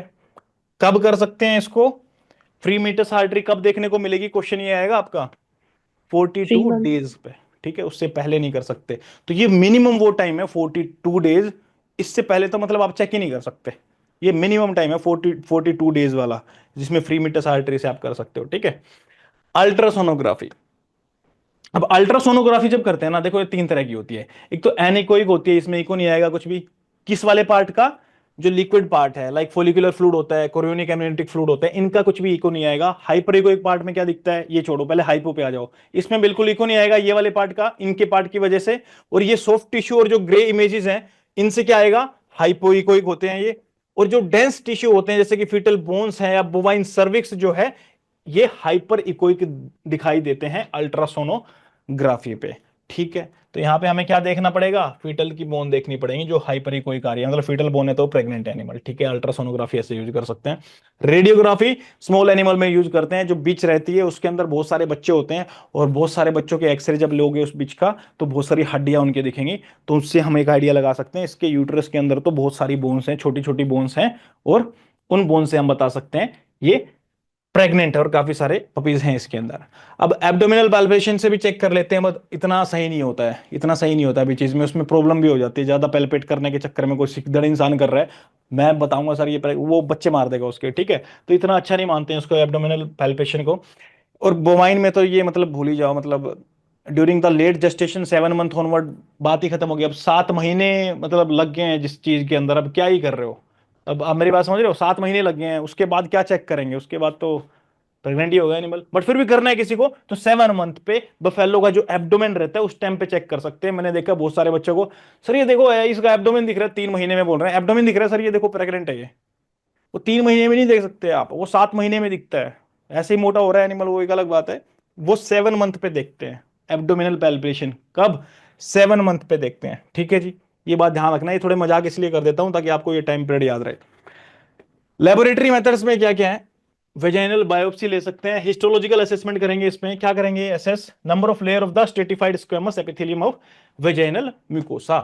ठीक है, क्या बोलना चाह रहा है? प्रोजेस्ट्रोन जो होता है ना, वो क्या करेगा, मतलब जो प्रेगनेंसी मेंटेन करवा रहा है, ये जो लेयर है ना, इस लेयर को क्या करवा देगा? वेजाइनल म्यूकोसा की जो लेयर है, इनके नंबर को डिक्रीज करवा देगा। कितना डिक्रीज करवा देगा? 3-4 लेयर ही दिखेंगे आपको, ठीक है। अब ये देखो, ये बहुत बड़ी बात बोल रहा हूं मैं यहां पे। मैंने आपको क्या बोला था? 42 डेज। 42 डेज से पहले तो मतलब बहुत बहुत मुश्किल होता है, मतलब चांस ही नहीं है, ठीक है। बट ये हमें एक ऐसी चीज मिल गई है, देखो लैब में जाके एक चीज मिल गई हमें। यहाँ पे वेजाइनल बायोप्सी से हम क्या पता कर रहे हैं? जो प्रोजेस्ट्रोन है वो हाई होगा अगर प्रेग्नेंट है तो एनिमल, और उसकी वजह से जो वेजाइनल म्यूकोसा की ये जो लेयर्स हैं, कौन सी सेल्स की? ये स्ट्रेटिफाइड स्क्वेमस एपिथेलियम लेयर्स, ये लेयर्स का नंबर सिर्फ 3 से 4 लेयर बचेगा, क्योंकि प्रोजेस्ट्रोन की वजह से लेयर कम हो जाती हैं, थिन हो जाती हैं, बिल्कुल ठीक है। लेकिन ईस्ट्रोजन अगर है तो लेयर का नंबर काफी ज्यादा मिलता है, थिक ही मिलती है। कितना नंबर लेयर मिल जाता है? 40 से 50 लेयर, 40 से 50 लेयर मिलती हैं। अगर एस्ट्रोजन है, ईस्ट्रस में अगर एनिमल है तो 40 से 50 लेयर मिलती हैं, बट प्रेग्नेंट एनिमल है तो इसकी 3 से 4 लेयर मिलती हैं, ठीक है। एक मिनट, एक चीज तो कहां गया, इसमें दिन नहीं लिखे हुए थे क्या कुछ? हाँ, 18 to 25 डेज ऑफ प्रेगनेंसी में 3 to 4 लेयर्स मिलेंगी। अगर आपको लगता है आपने आज एआई कर दिया है, उसके 19-20 दिन बाद आप चेक कर रहे हो आपको लेयर वेजाइनल म्यूकोसा की 3 से 4 ही मिल रही हैं, तो हाईली इसके चांसेस हैं कि वो प्रेग्नेंट हो सकते हैं एनिमल। वाओ। चलो, इम्यूनोलॉजिकल मेथड्स में क्या रहता है? इंजाइम लिंक्ड इम्यूनोसोर्बेंट टेस्ट से, जो ये पीएमएसजी वगैरह होते हैं, इनका एलिजा टेस्ट कर लेते हैं तो वो उसमें आ जाते हैं, तो उससे भी हम उनको भी यूज कर लेते हैं, कोई इतनी इंपॉर्टेंट बात नहीं है यार। प्रोजेस्टेरोन हार्मोन ऐसे, ठीक है, प्रोजेस्टेरोन हार्मोन ऐसे भी यूज कर लेते हैं। इसकी एक्यूरेसी कितनी है? लो रहती है, 75% रहती है। अब 75% भी लो ही है, 4 में से 1 चांस है। Stone sulphate produced by the fetomaternal axis और द कॉन्सेप्टस, मतलब जो फर्टिलाइज हो चुके उसको कॉन्सेप्टस बोलते हैं। कंसीव करने के बाद जो स्ट्रक्चर बनता है ना, मेल और फीमेल प्रोनोक्लिया को मिला करके, जिसको हम जाइगोट बोल रहे थे, बेसिकली उसी को कॉन्सेप्टस बोल देते हैं। In the milk of a cow at 105 दिन ऑफ जेस्टेशन और later is a very reliable. Reliable कब होगा ये? 105 डेज ऑफ जेस्टेशन, तो 3 महीने बाद बता पाएंगे स्टोन सल्फेट से। That is produced by feto maternal axis, ठीक है। फीटो मैटरनल एक्सिस से क्या होगा? ये रिलीज होगा एस्ट्रोन सल्फेट। इसको हम 105 दिन बाद डिटेक्ट कर सकते हैं। ये क्वेश्चन आने के चांसेस कम होते हैं, बट किधर भी पूछ लेते हैं। ये वो वाले क्वेश्चन है कि यार ये तो हमें पता ही नहीं होगा, ये थोड़ा ना पढ़ के जाएंगे, ये ऐसे वाले क्वेश्चन होते हैं। तो बस बहुत फोकस नहीं करना, सुन लो, मैं ये 1-2 बार बोल दे रहा हूं, तो अगर आएगा तो ऑप्शन तो चूज कर ही सकते हो। क्यूबोनी टेस्ट पे आ जाओ, अब ये थोड़ा सा इंपॉर्टेंट होता है, पूछ लेते हैं। To detect urinary night oestrogen, urine के अंदर जो एस्ट्रोजन रहेगा उसको किससे टेस्ट करते हैं? क्यूबोनी टेस्ट से। क्यूबोनी साहब ने बनाया था सबसे पहले ये, उसके बाद मॉडिफाई किया गया गैलिना के द्वारा 1969 में, बनाया था क्यूबोनी ने 1934 में। Performed in the mayor for pregnancy detection के लिए होता है obviously. Effective between 150 to 300 day, 150 से 300 दिन के बीच में इफेक्टिव होता है। आल्सो प्रेडिक्ट्स फीटल वायबिलिटी, इससे फीटस की वायबिलिटी का भी पता लग जाता है। जो हमने ये एब्डोमिनल पैल्पेशन, ये वेजाइनल म्यूकोसा और ये 50 चीजें देखी थी, इनमें हमें ये तो पता लग रहा था एनिमल प्रेग्नेंट है कि नहीं है, बट यहाँ पे क्या, फीटस की वायबिलिटी का भी पता लग रहा है इस टेस्ट की वजह से, कि वो जिंदा है कि नहीं है, या उसकी हेल्थ कैसी है। अब पीएमएसजी के बारे में वही यार, एंडोमेट्रियल कब से निकलता है? फॉर्म्ड ऑन 30, एंडोमेट्रियल कब कब कब मिलेंगे मेल्स के अंदर? 35 डेज पे मिलेंगे। क्या सिक्रीट करते हैं ये? ईसीजी सिक्रीट करते हैं। ठीक है। Appear in blood on day 38 to 45 days, blood के अंदर ये तब आना शुरू हो जाएंगे। और एंडोमेट्रियल कब जब बनेगा उसके बाद ही तो अपीयर होगा ना ईएसजी। तो ये कब बन रहा है? 35 दिन पे बन रहा है, तो उसके 2-3 दिन बाद ये ईसीजी को रिलीज करना स्टार्ट कर देता है। ठीक है साहब, मतलब प्रेगनेंसी के 38 टू 40 डेज की बात होगी ना बेसिकली, ये बोलना चाह रहा है। इस टाइम पे ये मिल जाता है। अब ये देखो, आगे आगे बढ़ो, ब्लड की बात कर रहा था वो। Continue to be secreted from day 40 to 140 days, वही 40 से 140 दिन तक ये सिक्रीट होता रहेगा। ठीक है, जब एनिमल प्रेग्नेंट है तो 38 डे से 42 लिखा होता है ना रेंज, मतलब 40 दिन से सिक्रीट होगा और 140 दिन तक सिक्रीट होता रहेगा। मतलब 40 से 140 दिन तक अगर आपको प्रेगनेंसी डायग्नोज करनी है तो आप ये पीएमएसजी चेक कर सकते हैं सीरम के अंदर। ठीक है साहब, और उसके बाद ये 150 डेज पे डिसअपियर हो जाता है। अब ये इंपॉर्टेंट है। क्यों इंपॉर्टेंट है? ये पीएमएसजी हम पढ़ते आ रहे हैं कब से, पीएमटी की तैयारी से पढ़ते आ रहे थे, आज तक इसने पीछा नहीं छोड़ा है। पीएमएसजी, एचसीजी, ये थोड़े से इंपॉर्टेंट हो जाते हैं क्योंकि बहुत कॉमन होते हैं, सब पढ़ते हैं इनको, तो यहां से क्वेश्चन आने के चांस रहते हैं।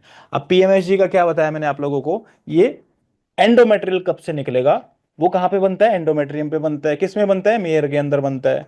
और उस एंडोमेट्रियल कब से क्या निकलेगा फिर? अब बताओ, जल्दी बताओ, अपने माइक ओपन कर करके। ईसीजी, नहीं, इक्वाइन ईसीजी निकल कोरियोनिक, रहा है। कब निकल रहा है वो?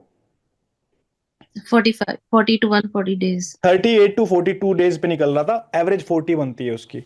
तो जेस्टेशन के कितने टाइम से लेकर के कितने टाइम तक ये ब्लड में देख करके इसको हम बता सकते हैं कि जेस्टेशन मतलब ये प्रेग्नेंट है एनिमल?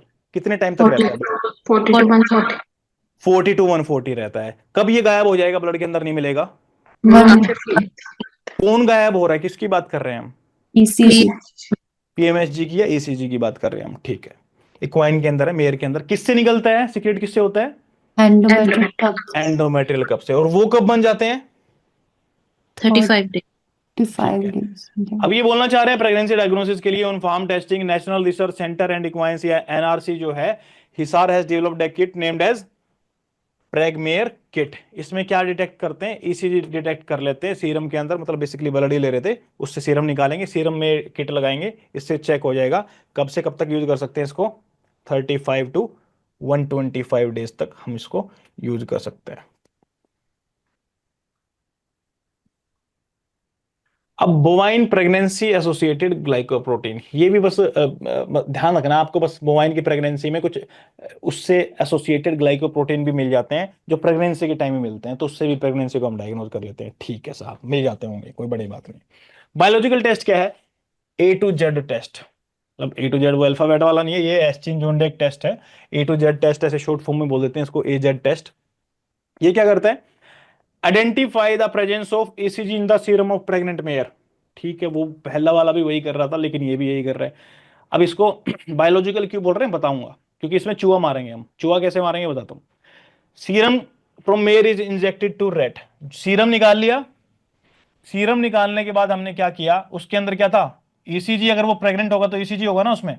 वो हमने सबक्यूटेनियस रूट से 0.5 ml जो सीरम था, जिसमें ईसीजी था, अगर वो प्रेग्नेंट एनिमल, तो हमने क्या किया, डेली फॉर 2 to 4 डेज हमने 0.5 ml सबक्यूटेनियस रूट से माउस में देते चले गए। ठीक है, रेट के अंदर देते चले गए। ठीक है, या फिर सीधा एक बारी में इंट्रापेरिटोनियल दे सकते हैं 5 ml, वो इंपॉर्टेंट नहीं है यार, मतलब बात समझो। बायोलॉजिकल टेस्ट है। बायोलॉजिकल क्यों है? क्योंकि हम इसकी जान लेने वाले हैं चूहे की। अगर मेयर प्रेग्नेंट रही तो चूहा मरेगा। ठीक है, तो rats are killed 72 hour when injected intraperitoneally. अगर 5 ml सीधा देंगे तो कितने दिन में मर जाएगा वो? 3 दिन में। और यहां पे कितने दिन में मर रहा है? 4 दिन में। 96 आवर मतलब 4 दिन हुए ना, या फिर 4 दिन से लेके अपना 120 आवर लेटर है व्हेन इंजेक्टेड सबक्यूटेनियसली, मतलब मरेगा जरूर लेकिन वो। तो ये पॉजिटिव टेस्ट अगर आ जाता है, पॉजिटिव टेस्ट कब आएगा? जब प्रेग्नेंट होगी। रेट मर जाएगा। वो चूहा मरने के बाद पॉजिटिव टेस्ट आ जाएगा, और उससे हमें क्या पता लगेगा, मतलब there is presence of multiple corpora haemorrhagica on the ovaries and uterine oedema. मतलब सीधी सी बात, ये कॉर्पस ल्यूटियम मिल रहा है, और कॉर्पस ल्यूटियम मिल रहा है तो इसका मतलब क्या है? प्रेगनेंसी चल रही है। क्या? प्रेगनेंसी चल रही है। आप बोलोगे सर ये मल्टीपल क्यों मिल रहे हैं? आप लोगों को बताया था मैंने, याद नहीं है आपको? बताओ जल्दी बताओ, ये दो भी कॉर्पस ल्यूटियम मिल जाएंगे क्या मेयर के अंदर? Accessory sir. कॉर्पस लुटियम बताया था आप लोगों को, है ना?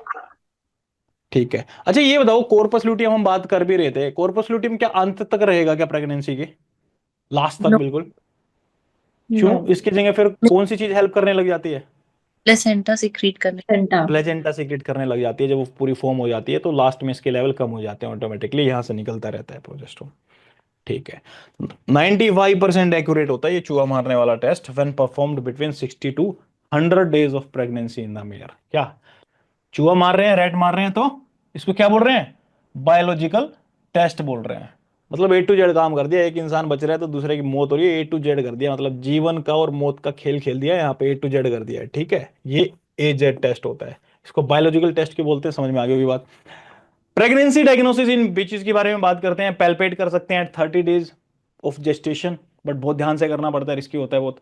लेवल ऑफ रिलैक्सिन जो होता है ब्लड के अंदर, वो आफ्टर 26 डेज, जेस्टेशन के 26 दिन बाद, वो रिलैक्सिन का जो लेवल होता है ना, वो बढ़ जाता है। किसके अंदर? बिच के अंदर बात कर रहे हैं हम यहाँ पे। That is produced by the placenta, क्योंकि उस टाइम तक प्लेजेंटा बन चुकी होती है, वहां पर रिलैक्सिन रिलीज होता है। अल्ट्रासाउंड ऑफ द एब्डोमेन भी कर सकते हैं 21 to 30 days of gestation. Radiograph कर सकते हैं 45 डेज पे। ऐसा क्यों? रेडियोग्राफ को 21 टू 30 डेज क्यों नहीं कर रहे? क्योंकि वो बोन नहीं बनी होगी बच्चों की, है ना?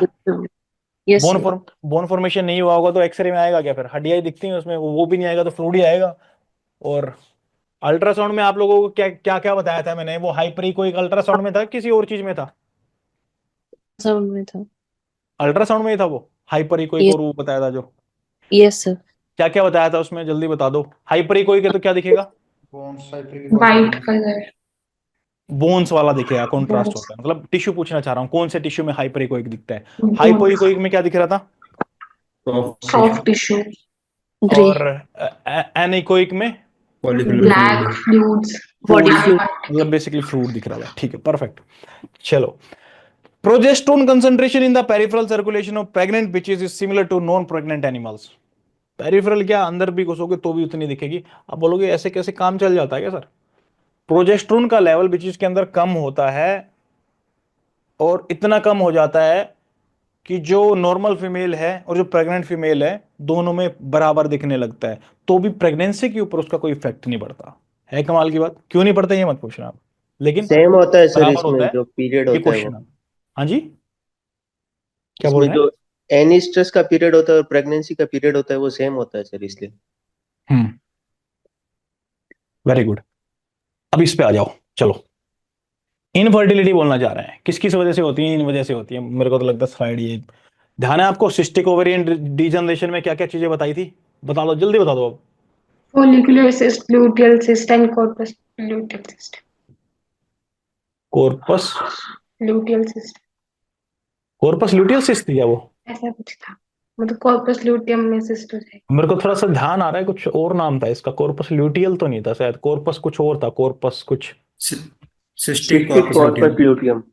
सिस्टिक कॉर्पस ल्यूटियम था उसमें। ठीक है, क्या था? Cystic Cystic corpus luteum. Corpus luteum था। अब सिस्टिक कॉर्पस ल्यूटियम में और ल्यूटियल सिस्ट में क्या डिफरेंस होता है? कि वो anovulatory होता है, वो ovulatory। इसमें एनोवुलेटरी है और इस वाले में ये ओवुलेशन हो चुकी है, उसके बाद वाला बचा हुआ है। ठीक है। ये जो कॉर्पस ल्यूटियम इसमें है, ओव्यूलेटरी होता है सर, उल्टा ही है। किसमें ओवुलेटरी होता है? सिस्टिक वाले में सर। और ऊपर वाले दोनों फॉलिकुलर और ल्यूटियल होते हैं, वो दोनों एनोवुलेटरी होते हैं। समझे नहीं बात? मतलब मैंने अंडा निकाल दिया ना बाहर, यहां से एग चला गया ना बाहर, तो ये ovulatory हो गया। बोलो कुछ कंफ्यूजन है तो बता दो यार, ऐसा नहीं हो गलती पड़ ये जाए। ovulatory था सर, ये cystic corpus luteum वाला ovulatory, और हाँ तो ऊपर के ओवुलेशन दोनों करवा दिया ना मैंने बाहर। सिस्टिक वाला ओव्यूलेटरी है सर। हम्म। हाँ तो फिर ओवुलेटरी का मतलब तो यही है ना, ओवुलेशन हो गया, मैंने बाहर तो भेज दिया ना इसको। कहाँ कंफ्यूजन हो रहा है? सर जो ऊपर वाले दोनों है वो एनोवुलेटरी है। हाँ तो Follicular एनोवुलेटरी दोनों luteal मिलेंगे ना। हाँ जी, एनोवुलेटरी मतलब क्या होता है? जिसमें ओवुलेशन नहीं अब्सेंट। हुआ। ओवुलेशन अब्सेंट है तो जो oocyte है वो तो अंदर ही मिलेगी ना। Yes sir. सर उसमें नहीं, वो कंफ्यूजन उसमें हो गया कि आपने शायद बोला ल्यूटियल सिस्ट में ओवुलेटरी होता है, वो कंफ्यूजन हो गई थी। नहीं नहीं नहीं, हाँ ओवुलेटरी नहीं। ये देखो यहाँ पे डायग्राम, जो यहाँ पे ये कॉर्पस वाला अपना है सिस्टिक कॉर्पस ल्यूटियम, इससे मैंने oocyte को बाहर निकाल दिया है। है ना? Yes yes sir. अब ठीक है ना, कोई कंफ्यूजन नहीं है ना किसी को? नो सही सर। है सर। ठीक है जी, इसको ध्यान रख लेना थोड़ा सा, थोड़ा बात। अच्छा एक बात बताओ, ये फोलिकुलर सिस्ट बनेगी तो क्या साइन दिखाएगा animal? Continuously in heat. Nymphomania. Nymphomania, nymphomanic बोलते हैं उसको, है ना? निम्फोमेनिया। और बुलर। हाँ, बुलर भी बोलते हैं, स्टेरिलिटी वेरी। हम अच्छा ये बताओ, निम्फोमेनिया ज्यादा टाइम तक रहेगा तो उससे क्या होता है? स्टेरिलिटी हम स्टेरिलिटी हम। फिर से बोलो। स्टेरिलिटी हम पाई। स्टेरिलिटी हम पा जाता है। ये इससे सिस्टिक कॉर्पस ल्यूटियम से क्या हो रहा था?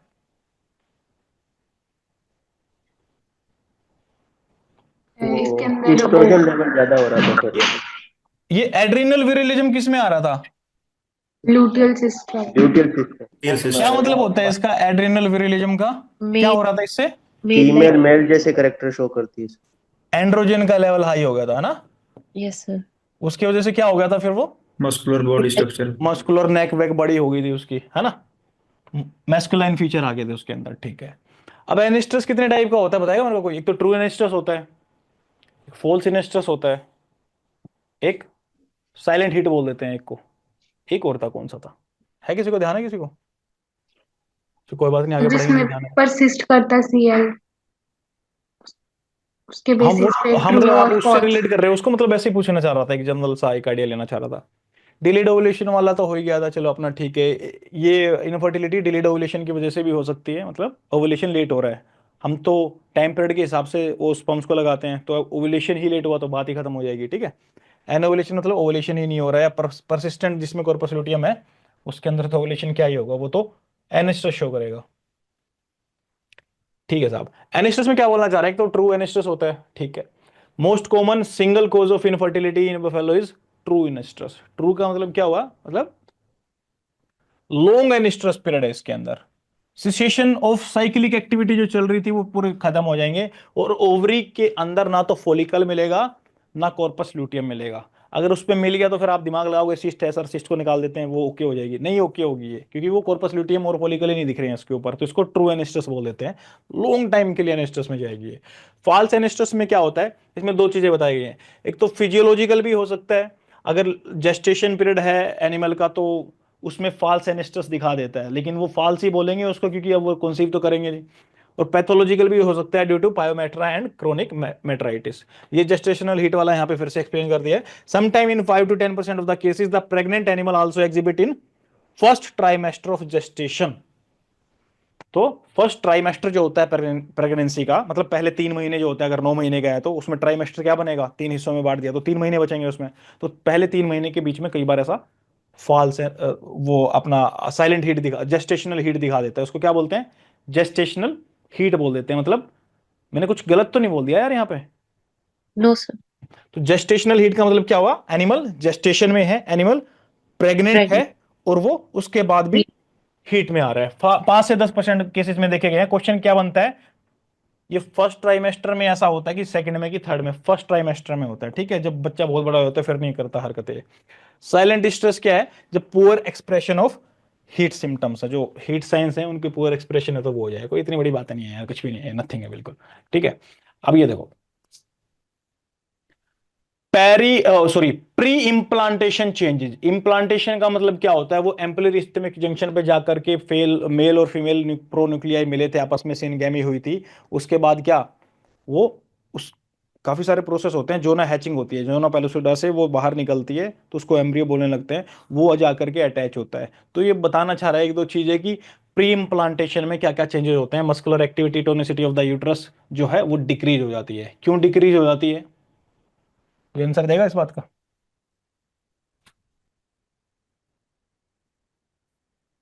अगर मस्कुलर एक्टिविटी होगी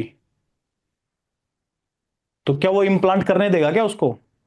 वो इम्प्लांट होने की ट्राई करेगा उसको, फिर मस्कुलर एक्टिविटी हो रही है उधर तो टोन अच्छा रहेगा, मस्कुलर एक्टिविटी जो सॉरी टोनिसिटी जो है, और जो इसकी मस्कुलर एक्टिविटी है किसकी, यूट्रस की, वो कम हो जाएंगी, ताकि इम्प्लांटेशन आराम से हो सके, वो जाकर के चिपक सके आराम से। अब ये कुछ चीजें ऐसी हैं जो बताने नहीं चाहिए, लेकिन मैं बता देता हूं, फिर भी पता नहीं क्यों। Blood supply to the uterine epithelium gets increase. Obviously blood supply तो यूटेराइन एपिथेलियम पे बढ़ेगी, क्योंकि इस एपिथेलियम पे एंडोमेट्रियम वाले पार्ट की बात कर रहे हैं, क्योंकि यहाँ पे ही तो जाकर के वो इम्प्लांट होगा। उसके बाद क्या होता है, यूटेराइन मिल्क, ये यूटेराइन ग्लैंड से निकलता है। इसका दूसरा नाम क्या था, ध्यान है किसी को? हिस्टोट्रॉप। हिस्टोट्रोफ, वेरी गुड। न्यूट्रिशनल टिल, कब तक न्यूट्रिशन देगी वो ग्लैंड? जब तक कि कोरियोएलेंटोइक प्लेजेंटा जो है वो स्टेब्लिश नहीं हो जाएगी। ये स्टेब्लिश हो जाएगी तो क्या होगा, इससे प्लेजेंटा जो मैटरनल ब्लड है उसके थ्रू ही सप्लाई आने लग जाएगी न्यूट्रिशन की, फिर उसको जरूरत नहीं है। लेकिन जब तक नहीं आती तो यूट्रस में ग्लैंड रहती है जिसको हम बोल देते हैं यूटेराइन, जो क्या सिक्रेट करती है, यूटेराइन मिल्क या फिर हिस्टोट्रोफ। मतलब हिस्टो मतलब टिश्यू, ट्रोफ का मतलब ग्रोथ, मतलब जो ये एम्ब्रियो है उसकी ग्रोथ करवाने के लिए, इसलिए बोलते हैं वो। ठीक है जी। Attachment of placental membrane with the endometrium of uterus, हाँ हो गया, इसमें कोई बड़ी बात नहीं है। ट्रू इम्प्लांटेशन किसको बोलते हैं? रोडेंट्स एंड ह्यूमन के अंदर बोल देते हैं। जो कंसेप्टस होता है या फिर जो ब्लास्टोसिस्ट की हम बात करें, मोरोला के बाद वो फ्लूइड फिल्ड कैविटी जाके जुड़ता है ना, that penetrates the uterine mucosa by penetrating and phagocytising the uterine luminal epithelium. मतलब इसकी ल्यूमिनल एपिथेलियम को भी फैगोसाइटाइज कर देगा, और उसके अब उस एक लेयर को फैगोसाइटाइज कर दिया तो उसके अंदर जाके पेनिट्रेट ही करना होगा ना बेसिकली, और बिल्कुल पेनिट्रेट करके बैठ जाएगा। उसको क्या बोलते हैं? पेनिट्रेट करके बैठ गया, मतलब बरी करके बैठ गया उसको। ट्रू इम्प्लांटेशन जो वर्ड है, ट्रू इम्प्लांटेशन, ये ह्यूमंस में, रोडेंट्स में होता है। और ये जो बरीज टर्म है ये समझ में आ गई क्यों? क्योंकि ये फैगोसाइटाइज करके एक लेयर का बिल्कुल अंदर तक जाता है पेनिट्रेट करके, इसलिए बरीज बोल देते हैं इसको। ठीक है, डायरेक्ट आ जाए तो मतलब ये कुछ चीजें ऐसी होती हैं इनमें बहुत ज्यादा सर एक्सप्लेन करो वो नहीं है, बट अगर आपका एग्जाम में आ जाता है ये फैक्ट सीधा सीधा, तो ये फैक्ट आपको याद रहेगा, मेरे को इतना पता है। In large animals, the attachment is superficial and non-invasive. Conceptus never disappear from the luminal compartment. ठीक है भैया, वो वहां पे रहता है, ज्यादा अंदर बाहर नहीं जाता, वो ठीक है। मेन बात क्या है? सुपरफिशियल एंड नॉन इन्वेजिव रहता है यहाँ पे लार्ज एनिमल के अंदर। जैसे रूमिनेंट्स के अंदर किस तरह का प्लेजेंटा मिलता है, कोई बताएगा मुझे? कोटिलिडनरी। कोटिलेडनरी मिलता है। तो वो क्या लूजली अटैच होता है थोड़ा सा, या बहुत ज्यादा पेनिट्रेट करके होता है? पढ़ेंगे आज, इम्प्लांटेशन पढ़ेंगे, सारा जो कंफ्यूजन है ना सब दूर करेंगे। हीमो एंडोकोरियल, एपिथेलियोकोरियल, और ये सिन डेस्मोकोरियल, सिन एपिथेलियोकोरियल। तो ये आपका डिफ्यूज और जोनरी कोटिलेडनरी, इनमें तो कुछ है ही नहीं, डिस्कोइड वाला हो गया। और आपका एक डेसिडुएट और नॉन डेसिडुएट, इनका आपस में बड़ा कंफ्यूजन रहता है, इसको बिल्कुल क्लियर करेंगे आज। ठीक है, चलो अब आ जाओ, फोकस कर लो फिर से। तो इसके ऊपर कुछ इतनी इंपॉर्टेंट नहीं है, इस स्लाइड के अंदर कोई इतनी चीजें नहीं है, निकलते हैं यहाँ से। ये भी कुछ इतना इंपॉर्टेंट नहीं है, मैटरनल रिकॉग्निशन ऑफ प्रेगनेंसी बताना चाह रहा है।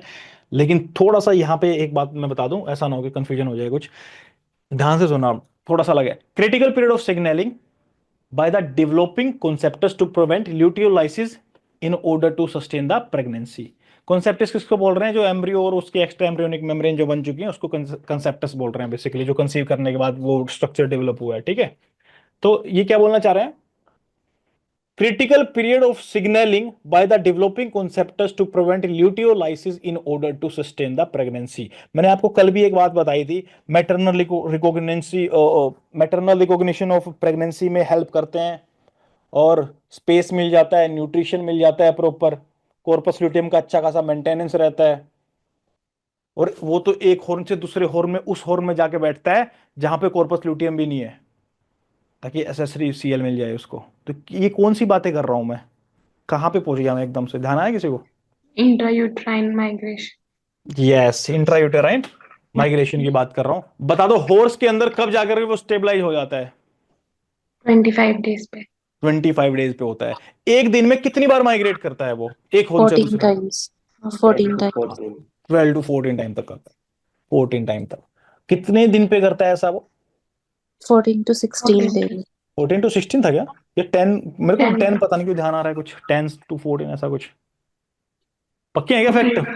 10 to 16 14 था, था सिर्फ सर। 14 था। हाँ, 10 to 14 था। ठीक है, यहाँ पे लिखा ही हुआ है सामने वैसे तो। Maternal recognition of pregnancy, day of the definite attachment. ये जब तक एमआरपी क्या है, ये घूमने वाला टाइम है, घूम रहा है, उसके बाद ये डेफिनेट अटैचमेंट हो जाएगा इसका जाकर के यहाँ पे।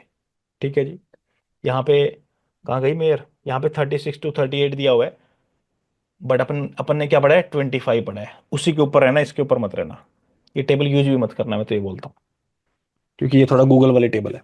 आ जाओ, जाइगोट, और ये थोड़ी सी एक दो चीजें हम देख लेते हैं क्योंकि आगे पढ़ेंगे तो कंफ्यूजन हो रहा है सर, ये ब्लास्टोसिस्ट जाइगोट क्लीवेज थोड़ा समझ में नहीं आ रहा है, तो थोड़ा सा एक बार हम देख लेते हैं एक सीक्वेंस में, ताकि वो ट्रोफोप्लास्ट की बात करूं मैं, जो ट्रोफोप्लास्ट होती हैं, इनर सेल जो मास होता है, और एलेंटोइक जो होता है, एमनियोन जो होता है, कोरियन जो होता है, तो थोड़ा सा एक आइडिया से ले लेते हैं, एक दो डायग्राम लगाए हैं आप लोगों के लिए अच्छे अच्छे, ताकि जब आप थ्योरी देखें तो एलेंटोइस के नाम पे दिमाग ये ना हो जाए वो किधर था, वो कोरियन तो याद ही नहीं है कुछ। तो डायग्राम का मैंने पूरा हेल्प लिया है इस वाली अपनी पीपीटी में, ताकि इस एलईडी का कुछ काम आ जाए, है ना, ऐसे थ्योरी तो बुक्स में होती है। Zygote, one cell stage with low nuclear to cytoplasm ratio. Low ratio कब होगा? जब साइटोप्लाज्म ज्यादा है कि न्यूक्लियस ज्यादा है? भाई नीचे वाली जो टर्म है वो ज्यादा होगी तो ही तो रेशियो कम आएगा ना, साथ है। मतलब साइटोप्लाज्म ज्यादा है न्यूक्लियस कम है, किस स्टेज में? जाइगोट के अंदर। ठीक है, ये बात ध्यान रखना। क्लीवेज होता है इसके अंदर, माइटोटिक डिविजन्स होते हैं, बट इसका मास जो है वो नहीं बढ़ता है। मतलब बेसिकली अगर ऐसी सेल थी तो इसमें ऐसे डिवीजन हो रहे हैं, ये ऐसे डिवीजन हो रहे हैं, ये ऐसा नहीं है कि इस एक सेल से ये इतनी बराबर की सेल निकल जाएगी, तो मास जो है वो नहीं बढ़ रहा है, माइटोटिक डिवीजन हो रहे हैं इसके अंदर, क्लीवेज हो रहा है किसके अंदर? जाइगोट के अंदर, माइटोटिक डिवीजन विदाउट मास इंक्रीज, और उससे क्या होती है? ब्लास्टोमेयर सेल निकलती है। मैंने क्या बताया था ब्लास्टोमेयर सेल के बारे में? क्या होती है ये? टोटीपोटेंट। टोटिपोटेंट होती है, मतलब कि ये एक एंटायर ऑर्गेनिज्म को खुद से बना सकती हैं, वो कैपेबिलिटी इनकी रहती है। ठीक है जी, चलो अब आ जाओ मोरूला। मोरूला 8 to 16 सेल जो स्टेज होती है, 8 से 16 सेल जो होंगी उनको हम क्या बोल देंगे? मोरूला बोल देते हैं। और इस मोरूला के अंदर जब ब्लास्टोसील बन जाएगा उसको क्या बोल देते हैं? ब्लास्टोसिस्ट उसको बोल देते हैं। ठीक है, अब जोना हैचिंग क्या होती है? Free floating embryo after hatching from zona pellucida. जो जोना पेलुसिडा है ये बनने के बाद, ब्लास्टोसिस्ट बनने के बाद इसमें क्या होगा? जो जोना पेलुसिडा है वो हट जाएगी, और हटने के बाद क्या, वो बाहर निकलेंगे, जो फ्री एम्ब्रियो जो फ्लोट कर रहा है उसको क्या बोलेंगे? जोना हैचिंग। मतलब हैचिंग का मतलब अंडे से बाहर निकलता है चूजा, इससे बाहर निकलेगा तो जोना हैचिंग हो जाएगी, ये बोलना चाह रहा है। क्योंकि आपको ध्यान नहीं है, आप लोग सर जोना पेलुसिडा तो वो साइड का पार्ट था, ये क्या बोल रहे हो आप, ये एम्ब्रियो उससे बाहर कैसे निकल रहा है? क्योंकि मेल उधर से ही तो क्रॉस करके गया था ना, sperm, zona pellucida, vitelline membrane, cumulus oophorus, corona radiata, उधर से जाकर के तो उसमें गया था ना। तो जो स्ट्रक्चर उसको कवर किए हुआ था उस साइड को, वो वाला स्ट्रक्चर के अंदर ही तो है मेल और फीमेल प्रोन्यूक्लियाई अभी तक। इसलिए जोना पेलुसिडस की हैचिंग में क्या निकलेगा? अब ओवम नहीं निकलेगा, क्या निकलेगा उधर से? एम्ब्रियो। एम्ब्रियो निकलेगा। उसको क्या बोलते हैं जब एम्ब्रियो निकल रहा है? तो जोना हैचिंग बोल देते हैं। जोना है। हैचिंग क्यों बोल रहे हैं इसको? उस साइड निकल रहा है क्या यहाँ से? यहां से जो एम्ब्रियो निकल रहा निकल। है उससे एक ऑर्गेनिज्म डेवलप होने वाला है, पूरा वो कॉन्सेप्टस है, तो इसलिए इसको हैचिंग बोल रहे हैं, क्योंकि वहां से लिविंग ऑर्गेनिज्म बनेगा बनेगा, मतलब चांसेस है। ठीक है, और उस साइड के लिए हैचिंग वर्ड यूज नहीं करेंगे, उसके लिए क्या वर्ड यूज करते हैं? उस साइड बाहर निकलेगी तो छोड़ो, कुछ नहीं करते हैं उसके लिए, छोड़ दो, कंफ्यूजन हो जाएगा नहीं तो पूरा सब्जेक्ट का वो हो जाएगा। क्लीवेज होगा जाइगोट में, माइटोटिक डिवीजन होंगे। अब जल्दी जल्दी देख लो, जाइगोट और one cell stage, low nuclear to cytoplasm ratio, cell division without increase in cell mass. Cells को क्या बोलते हैं? उनकी ब्लास्टोमेर बोलते हैं, 8 से 16 वाले को मोरुला बोलते हैं। ब्लास्टोसिस को किसको बोलते हैं? जब मारुला मोरुला के अंदर ब्लास्टोसील बन जाए। ठीक है, एम्ब्रियो पार्टीशन में क्या बोलना चाह रहा है? टू सेलुलर पॉपुलेशन, इसमें कौन सी होती है? एक इसका इनर सेल मास होता है ऐसे ऐसे करके, ठीक है, it will give rise to embryo. और उसके बाद जो ये बाहर वाला ग्रीन बनाया है ये क्या होता है? ये ट्रोफोब्लास्टिक सेल्स होती हैं, that will become the fetal component of the placenta. ठीक है, जो प्लेजेंटा बनेगी उसमें ये ट्रोफोब्लास्ट सेल्स जो हैं ये अटैच होकर के ये हेल्प करती हैं, ये इनर सेल मास है। ठीक है, किसकी बात करें? एम्ब्रियो की पार्टीशन करें, जो बच्चा निकला है ये हैच होकर के जोना पेलुसिडा से, यानी कि जोना हैचिंग से ये जो बच्चा बाहर निकल के आया है उसमें क्या हो रहा है?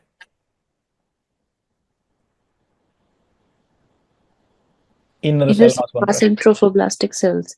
तो ट्रोफोब्लास्टिक सेल्स किसके साथ मिलेंगी?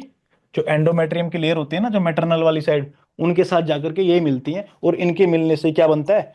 प्लेजेंटा बनता है। प्लेजेंटा का मतलब क्या होता है? जो मदर से फीटस को supply they, that is placenta. बस बात खत्म होगी। अब बिना फीटस के क्या प्लेजेंटा बनेगी? क्या सप्लाई नो तो सर। आएगी नहीं। क्या सिर्फ मदर से प्लेजेंटा बन जाएगी क्या? No sir. वो भी नहीं बनेगी। तो दोनों के पार्ट चाहिए ना, क्योंकि लेन देन हो रहा है यहाँ पे, एक्सचेंज होना है चीजों का, ब्लड का एक्सचेंज होना है इसके अंदर। ठीक है, अब जोना हैचिंग तो फ्री फ्लोटिंग एम्ब्रियो हो गया है, कुछ है नहीं इसमें। डायग्राम देखो अब, ये देखो डायग्राम।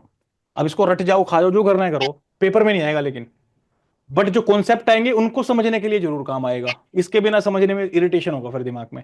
जो सबसे बाहर वाली लेयर है वो क्या है, वो कोरियोन है, कोरियोन। ठीक है, फिर यहाँ पे फीटस आ जाता है, फिर ये एमनियोन लेयर आ जाती है, ठीक है, जिसमें एमनियोटिक फ्लूइड भी मिलता है। ठीक है, ये योक सैक है, इसको कुछ टाइम के लिए एनिमल इससे न्यूट्रिशन लेता है, उसके बाद उठा कर फेंक देता है इसको। और ये एलेंटोइस वाला पार्ट है, जो भी वेस्ट मटेरियल जो भी उसको रिलीज करना होता है यहाँ पे वो रिलीज करता रहता है। ठीक है साहब, अब आ जाओ यहाँ पे एक्स्ट्रा एम्ब्रियोनिक मेम्ब्रेन। जो एक्स्ट्रा एम्ब्रियोनिक, अब एक्स्ट्रा एम्ब्रियोनिक क्यों बोल रहा हूं मैं इसको, एम्ब्रियो तो ये है, और इसके यस बाहर जो लेयर्स हैं ये वाली, ये एक्स्ट्रा एम्ब्रियोनिक लेयर है, जो एम्ब्रियो से जो एक्स्ट्रा चीजें हैं, that is extra embryonic layer. ठीक है, अब क्या है यहाँ पे देखते हैं, चलो क्या काम रहेगा इसका, इनका प्रोटेक्शन का काम रहता है। ठीक है, न्यूट्रिशन प्रोवाइड करती है, ठीक है, कलेक्शन ऑफ वेस्ट करती है, एलेंटोइस मैंने बताया था आपको कलेक्शन ऑफ वेस्ट कर रही है। प्रोटेक्शन क्यों कर रहे हैं, जो एमनियोटिक फ्लूइड है उसमें क्या, जैसे मेरे को वो कुशन, term- हाँ, act as a cushion. Kishan, Kishan बिल्कुल, कशन में हेल्प करती है वो। ठीक है, जैसे ब्रेन के अंदर जो फ्लूइड होता है वो भी कशन में हेल्प करता है, नहीं तो भारी लगने लग जाएगा ये। चलो, अब कॉन्सेप्टस जो है it will undergo massive growth, उससे क्या होगा, जर्म डिस्क बनेगी, और उस जर्म डिस्क से क्या बनेगी, ये 3 लेयर्स। लेयर्स। और इन लेयर में से कौन सी लेयर वो बना रही थी आगे जाके, मीजोनेफ्रिक, प्रो मीजोनेफ्रिक, ध्यान है किसी को, Mesoderm. मेसोडर्म, मीजोडर्म से बन रहा था, मीजोनेफ्रिक और प्रोमीजोनेफ्रिक। मेल वाली कौन सी थी, पैरामीजोन, नहीं नाम क्या था उसका, Mullerian and Wolffian, वोल्फेरियन। Morphian. male for Wolffian and Mullerian for female. ठीक है, इसको भूल मत जाना गलती से भी, है ना, थोड़ा सा इधर उधर होगा तो क्वेश्चन गलत हो जाएगा, और बहुत ही सिंपल है वो, और वहां से क्वेश्चन आ जाता है इतने सिंपल से भी। चलो, योग सेक जो होता है क्या होगा, ये न्यूट्रिशन लेगा, उसके बाद खत्म ही हो जाएगा, न्यूट्रिशन में क्या बचेगा, अब अंडा खा लिया तो खा लिया, हो गया खत्म, मतलब अंडा नहीं है मतलब समझ जाओ, न्यूट्रिशन वाला पार्ट है, ठीक है, रिग्रेस हो जाएगा। लेकिन हॉर्स के अंदर ये कितने टाइम के लिए रहता है, ये देख लो, 4 से 6 वीक के लिए रहता है योग सेक। ठीक है, before it becomes a remnant in the fetal membrane के अंदर, रेमिनेंट बनने से पहले क्या होता है, ये यूज होता रहता है। कब तक यूज होगा, 4 से 6 वीक के लिए होगा, मतलब 1 से 1.5 महीने के लिए यूज में होता रहता है ये। ठीक है, कोरियन किसको बोल रहे हैं, बेसिकली जो मीजोड्रम है उसको, प्लस में जो ट्रोफोब्लास्ट सेल है जो आपको मैंने बताई, मीजोड्रम किधर से आई है, ये Germ disc से, जर्म डिस्क, और जर्म डिस्क किधर से आई थी, कॉन्सेप्टस से बनी थी सिंपली, septus से। है ना। एमनियोन में क्या होगा, एमनियोटिक फ्लूइड होगा, इट प्रोटेक्ट फीटस फ्रॉम या एम्ब्रियो फ्रॉम मैकेनिकल इंजरी। ठीक है, अब देख लेते हैं कुछ काम का है क्या, मैं एक सेकंड देख लूं। हाँ, ये वाला पॉइंट देख लो, amniotic plaque inner surface of the amniotic sac के अंदर रहता है, ये consisting of desquamated epithelial cells. जो एमनियोटिक प्लेक है ये कहाँ रहेगा, एमनियोटिक सैक के अंदर रहेगा, and it consist of desquamated epithelial cells. Epithelial cell तो नॉर्मल है, डिस्क्वेमेटेड है, ये स्क्वेमेटेड नहीं है। एमनियोटिक प्लेक्स एमनियोन के अंदर मिल रहे हैं, और इसमें एमनियो एमनियोटिक प्लेक किसको बोल रहे हैं, कौन सी एपिथेलियल सेल्स को, जो डी स्क्वेमेटेड है, स्क्वेमेटेड नहीं डी स्क्वेमेटेड है, ये आ सकता है, मतलब थोड़ा सा ध्यान रखना बस इस बात का। डी स्क्वेमेटेड वर्ड याद, जिसको रह गया डी वाला वो अपने आप सही होगा उसका, उसको कुछ याद ना रहे फिर। एलेंटोइक सेक पे आ जाओ, liquid waste from the embryo, क्या बताया था एलेंटोइक का आपको, जो भी वेस्ट रहता है वो यहाँ पे आता रहता है। ठीक है, एलेंटोइक फ्लूइड कलर की कुछ इंपॉर्टेंट नहीं है, कुछ इंपॉर्टेंट नहीं है, इतनी खास बातें नहीं है यहाँ पे। ठीक है, ये बोलना चाह रहा है एलेंटोकोरियन जो है इसको फीटल प्लेजेंटा बोल देते हैं। ठीक है, या फिर मैटरनल प्लेजेंटा बोल देते हैं, लेकिन ये थोड़ी सी गड़बड़ वाली बात है, इसको हम बोल नहीं सकते हैं, क्योंकि मैटरनल जो प्लेजेंटा होती है ना, इसको छोड़ दो इस पॉइंट को, नहीं तो कंफ्यूजन हो जाएगा, क्योंकि ये थोड़ा शॉर्ट फॉर्म में लिखा हुआ है, कंफ्यूजन हो रहा है। जो आगे प्लेजेंटा वाला पार्ट है मैं आपको बता चुका हूँ, क्या बताया था मैंने आपको, प्लेजेंटा किसको बोलते हैं, जब फीटस की मेम्ब्रेन जो है वो सारी की सारी मेम्ब्रेन जब फीमेल की जो एंडोमेट्रियम होती है उससे मिल जाती हैं, उसको हम प्लेजेंटा बोलते हैं। यहाँ पे ऐसा कंफ्यूजन हो रहा है, क्या कोरियो एलेंटोइन को ही बोल रहे हैं क्या, सिर्फ सिर्फ कोरियो एलेंटोइन को बोल रहे हैं, कि इसमें मदर वाला पार्ट नहीं आया, इसको हटा देना। अब यहाँ पे प्लेजेंटा पे आ जाओ, apposition of fetal membrane to the endometrium to permit physiological exchange between the fetus and mother. अब ये बात है ना प्लेजेंटा वाली, यहाँ पे पता नहीं क्या बोलना चाह रहा है। प्रिमिटिव प्लेजेंटा क्या होती है, योग सैक और एमनियोटिक कोरियोन। ठीक है भैया, एक मिनट रुको, प्रिमिटिव प्लेजेंटा क्यों बोल रहे हैं इसको, योग सैक को?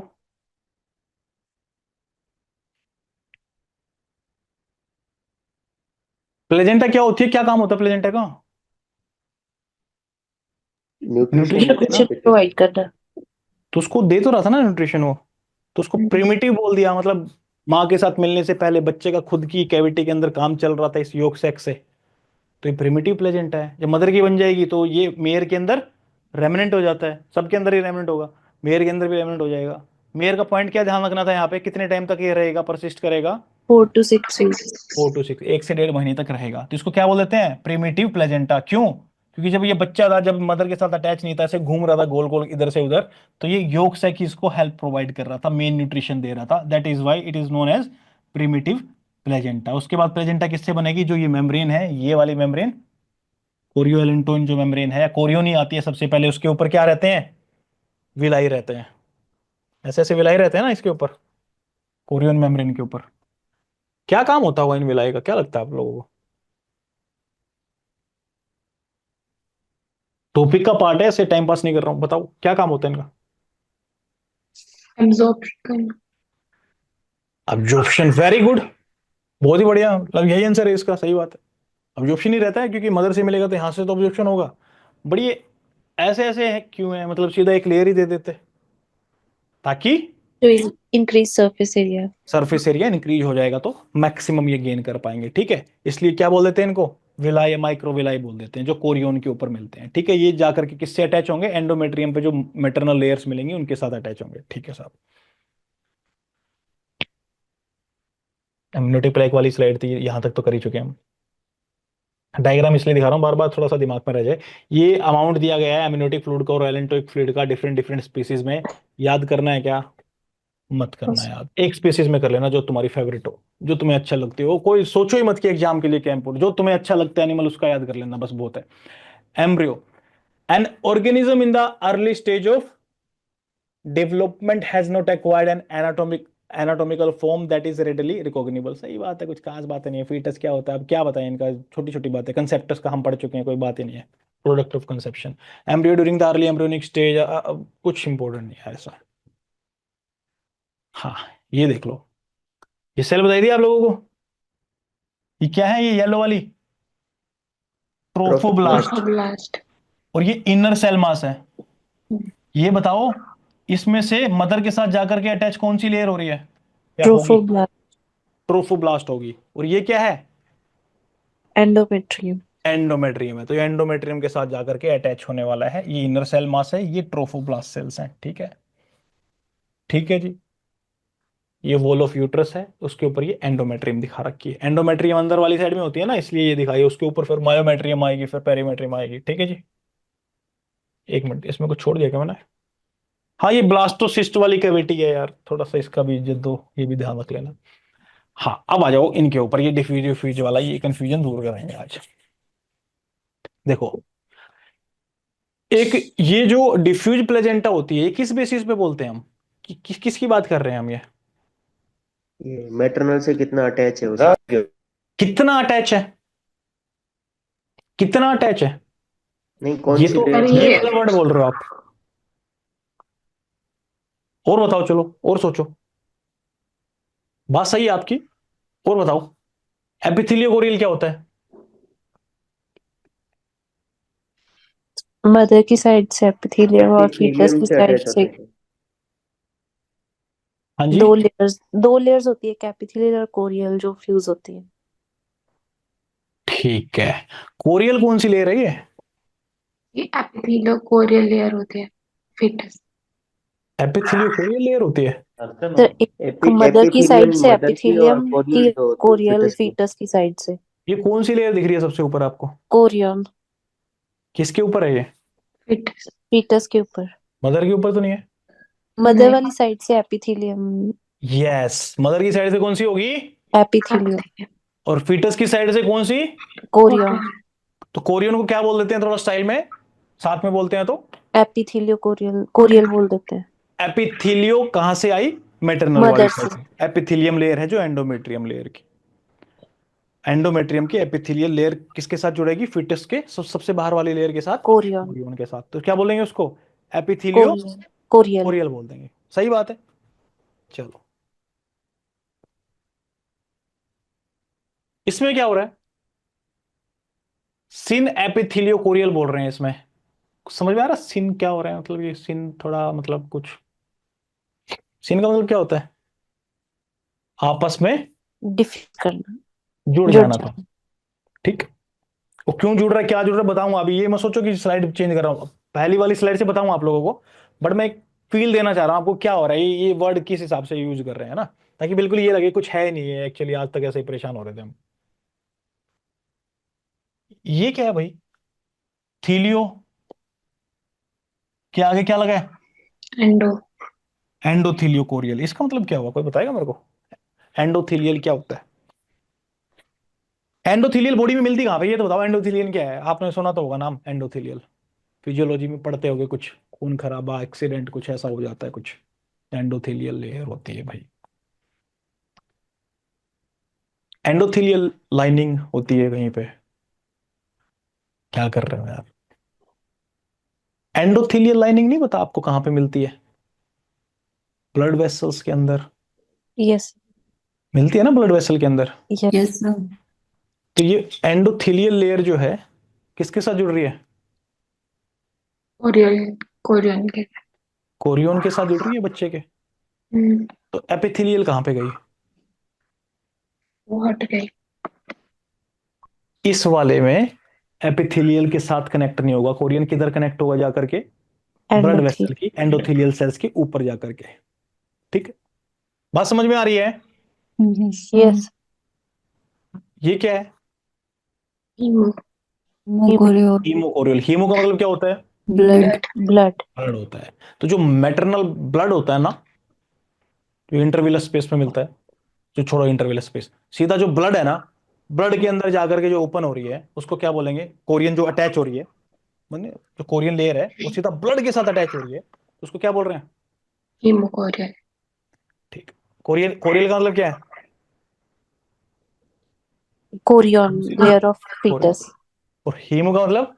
Blood, blood. किसका ब्लड है ये? मदर का। मैटरनल। मदर का ब्लड है। ठीक है। तो मदर के ब्लड के साथ डायरेक्ट कांटेक्ट में कौन से वाली आ रही है? हीमोकोरियल आ रही है क्या? ये छोड़ो, यस। ऊपर वाले नाम छोड़ो एक मिनट के लिए, बस नीचे वालों की बात कर रहा हूं, वो तो बाद में देखेंगे अभी। तो मदर के डायरेक्ट ब्लड के साथ कांटेक्ट में कौन आ रही है? Maternal blood. हीमोकोरियल। हीमोकोरियल आ रही है। और जो ब्लड वेसल की जो एंडोथेलियल लाइनिंग होती है, उनके कांटेक्ट में कौन आ रही है? एंडो। एंडोथेलियोकोरियल। एंडोथीलियोकोरियल। और जो उससे भी थोड़ा बाहर है, डायरेक्टली अटैच नहीं है एपिथेलियम के साथ, उसको हटा दो, नहीं तो तुम्हारे कॉन्सेप्ट मजा नहीं आएगा। डायग्राम दिखाऊंगा वो तो फिर क्लियर हो जाएगा। एपिथेलियोकोरियल। मैं सीन, सीन का मतलब, सीन एपिथेलियोकोरियल का मतलब क्या था, इसको एक मिनट के लिए छोड़ो, मैं बताऊंगा सीन क्यों यूज कर रहे हैं, कौन सी सेल आती है। एपिथेलियोकोरियल का मतलब क्या है? एपिथेलियम के साथ कोरियन लेयर अटैच। एपिथेलियल किसकी है? मदर। हीमो किसकी है? Haemo mother. मतलब ब्लड है ना ऑब्वियसली। मैटरनल का मदर। मतलब? मैटरनल। और एंडोथेलियल लाइनिंग किसकी है? फीटस की। मैटरनल। मैटरनल। मैटरनल ब्लड की। फीटस की तो जाएंगी जाएंगी। फीटस की तो देखो, कोरियन ही रहेगी। जो हम ये पढ़ेंगे ना भाई, कितना इनका आपस में कांटेक्ट है, वो जो उन्होंने बताया था वो बात ठीक थी। और जो ब्लड वाला जो है, वो ब्लड के साथ कितने रिलेशन में है, कितना उनका पेनिट्रेशन है अंदर तक। आपका क्लासिफिकेशन सब्जेक्टिव में तो लिखना आएगा नहीं, लेकिन आपको डिफरेंस पता होना चाहिए इनका, है ना। किधर से कोई कुछ भी पूछे तो अपने को कंफ्यूजन नहीं होना चाहिए बिल्कुल भी। ठीक है, ये ज्यादा इंपॉर्टेंट है। अब सबसे बढ़िया कौन सी लेयर है इनमें, मतलब जिसमें एफिशिएंटली एक्सचेंज हो जाएगा? हीमोकोरियन। उसके बाद कौन सी है? एंडोथेलियो। फिर एपिथेलियम। एपिथेलियो बोल दो, बट सिनेपिथेलियो होती है। क्यों? उसमें एक दो सेल और आ जाती हैं एक्स्ट्रा, जो उसको और ज्यादा यस। अंदर ले जाती हैं, जिसमें एक्सचेंज होने के चांसेस ज्यादा रहते हैं। ठीक है, उसको सिनेपिथेलियो कोरियल बोल देते हैं। अब एक सिनडेस्मो कोरियल भी होती है। सिनेपिथेलियो कोरियल जो आप देखोगे वो काउ में और शिप में मिल जाती है, मतलब रूमिनेंट में सब में मिल जाएगी लगभग आपको, लगभग। बट रूमिनेंट के अंदर कई बार सिनडेस्मो वाला कनेक्शन भी मिल जाता है। उसमें सिनडेस्मो वाले में 5 होती हैं, बट रूमिनेंट में काउ के अंदर ही सिन एपिथेलियो भी मिल जाता है, सिन डेस्मो भी मिल जाता है, बट ज्यादातर सिन एपिथेलियो मिलता है, कभी कभी सिन डेस्मो मिल जाता है। तो डेस्मो वर्ड आ जाए तो मतलब 5 लेयर है। वो 5 लेयर वाला 6 लेयर वाला कॉन्सेप्ट वो देख लेंगे थोड़ा सा, वो भी एक आइडिया हो जाएगा क्या बोलना चाह रहा हूं मैं। बट उस वो लेयर लगा लो, एक है ब्लड वेसल फीटस की, उसके ऊपर ये कनेक्टिव टिश्यू है फीटस का, और ये क्या है, फीटस की ब्लड वेसल है, लगा लो। और ये लास्ट में जुड़ क्या रहा है इनके साथ आकर के, मतलब लास्ट लेयर कौन सी है फीटस की, कोरियन। कोरियन, ये वाली लेयर होगी, ठीक है। ब्लड वेसल को थोड़ा सा वो कर दूं, रेड बना देता हूं ऐसे ऐसे करके, ठीक है। अब एक बात बताओ, किसी भी तरह का कोई भी प्रेजेंटेशन हो यार, फीटस का कनेक्टिव टिश्यू तो रहेगा रहेगा हमेशा, यस। ये भी रहेंगे इसके ब्लड वेसल्स, यस सर। और कोरियन भी रहेगी रहेगी। Yes sir. तो बेसिकली जो कम हो रहा होगा वो मदर वाली साइड से कम हो रहा होगा, यस सर। ठीक है। आप देख लेते हैं मदर वाली साइड से क्या कम होता है, एक मिनट। पहले ये वाला ही दिखा देता हूँ आपको, फिर उसके बाद दूसरा वाला डायग्राम दिखाएंगे जो ये कोटिलिडनर वाला है ना, फिर उसके बाद ये दिखाएंगे आपको क्या कैसे है, और इनको इनके साथ थोड़ा ऐड कर देंगे ताकि सारे एग्जांपल एक जगह पे याद हो जाए अपने। फीटस का कनेक्टिव टिश्यू है ऊपर, फीटल का ब्लड वेसल है, यस और ये सर। ट्रोफो एक्टोड्रम है, मतलब बाहर में गया एक्टोड्रम, ट्रोफोब्लास्ट समझ में आ रहा है ना, उसी को बोल रहे हैं ट्रोफो, प्रोफोब्लास्ट। है ना, ट्रोफोब्लास्ट ही है मतलब। अब देखो, ये 3 लेयर है फीटल टिश्यू के अंदर, ये यूटेराइन एपिथेलियम है, एपिथेलियम यस सर। है, ये फिर मैटरनल का ब्लड वेसल है, यस। और फिर ये कनेक्टिव टिश्यू है। टोटल कितनी लेयर होगी यहाँ पे, 6। 6 लेयर होगी।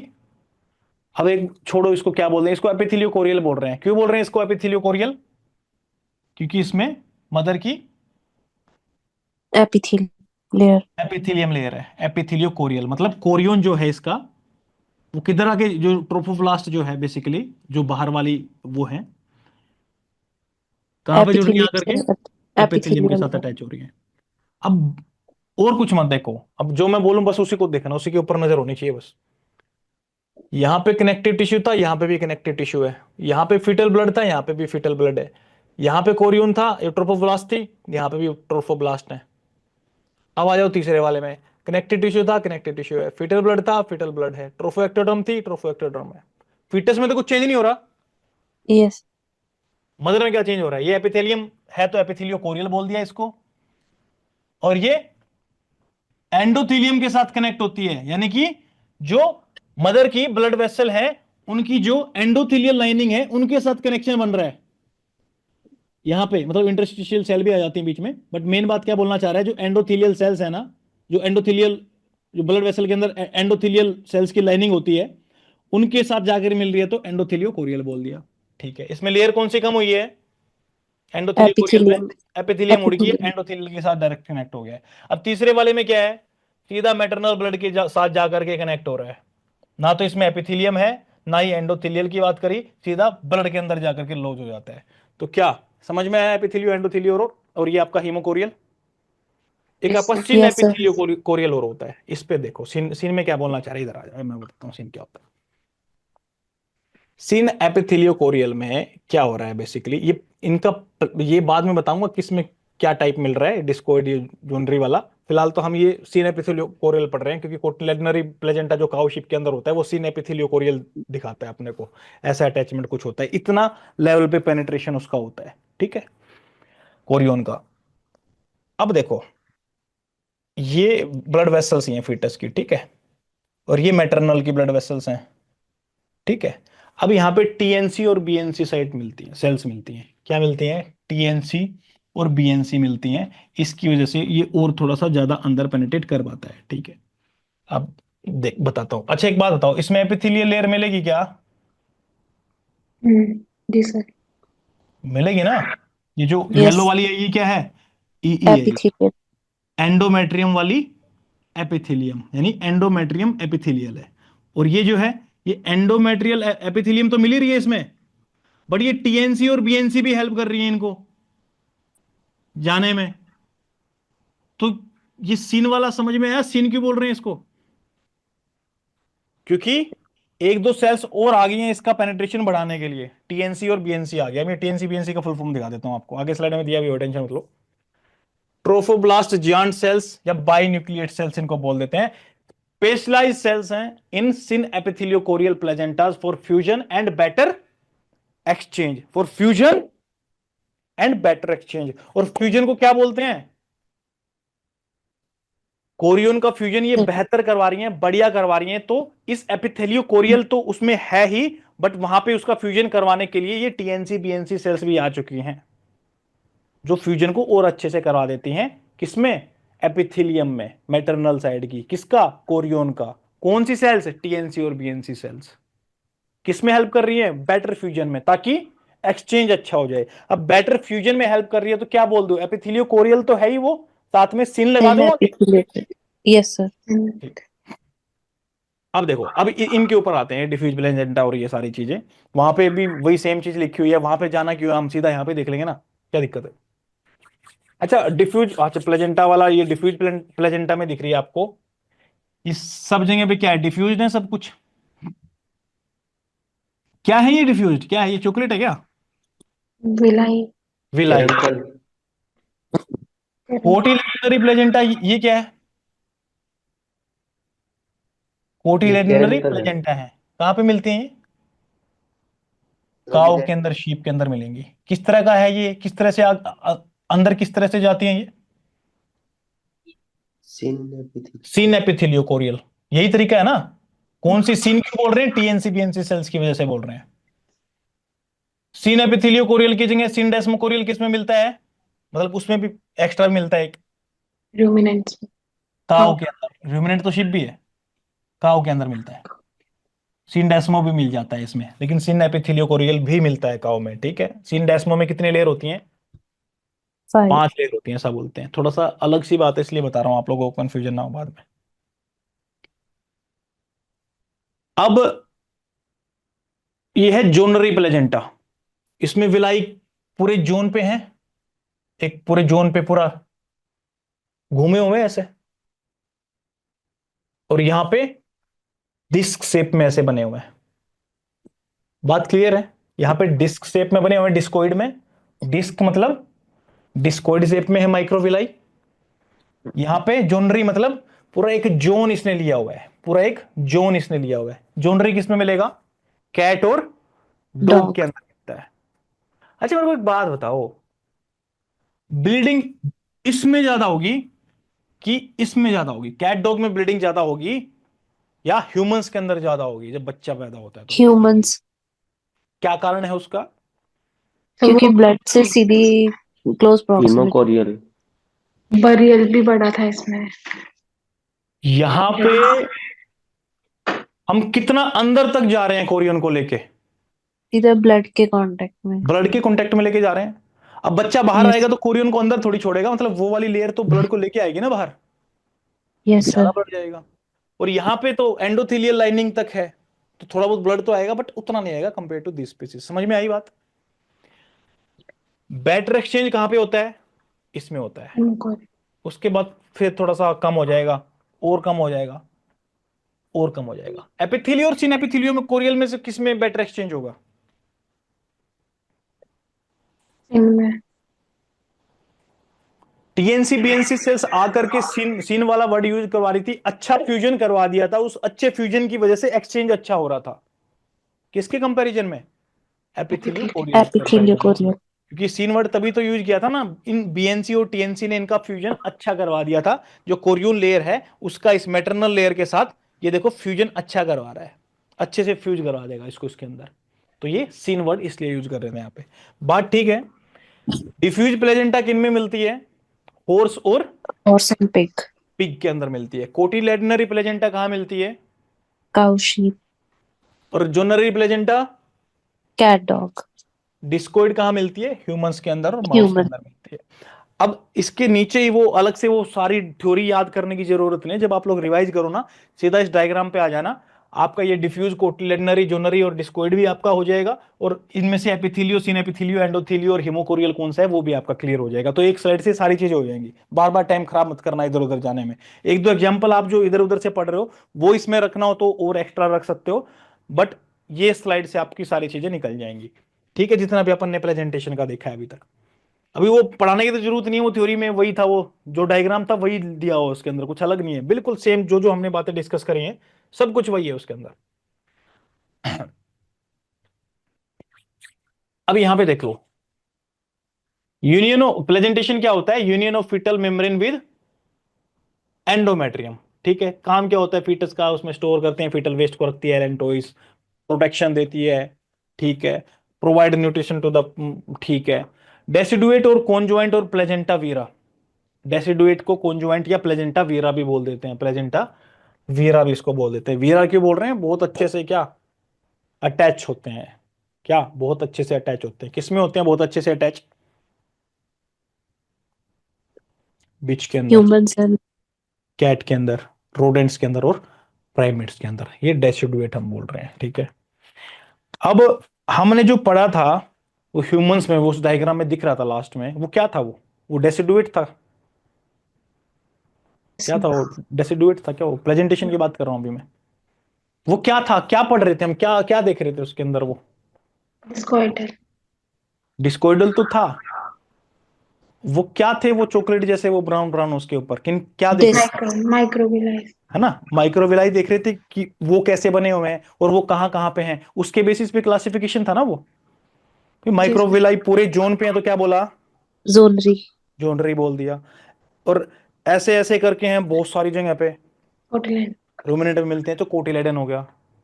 और दूसरे कौन से थे, पूरा डिस्क शेप में है तो डिफ्यूज।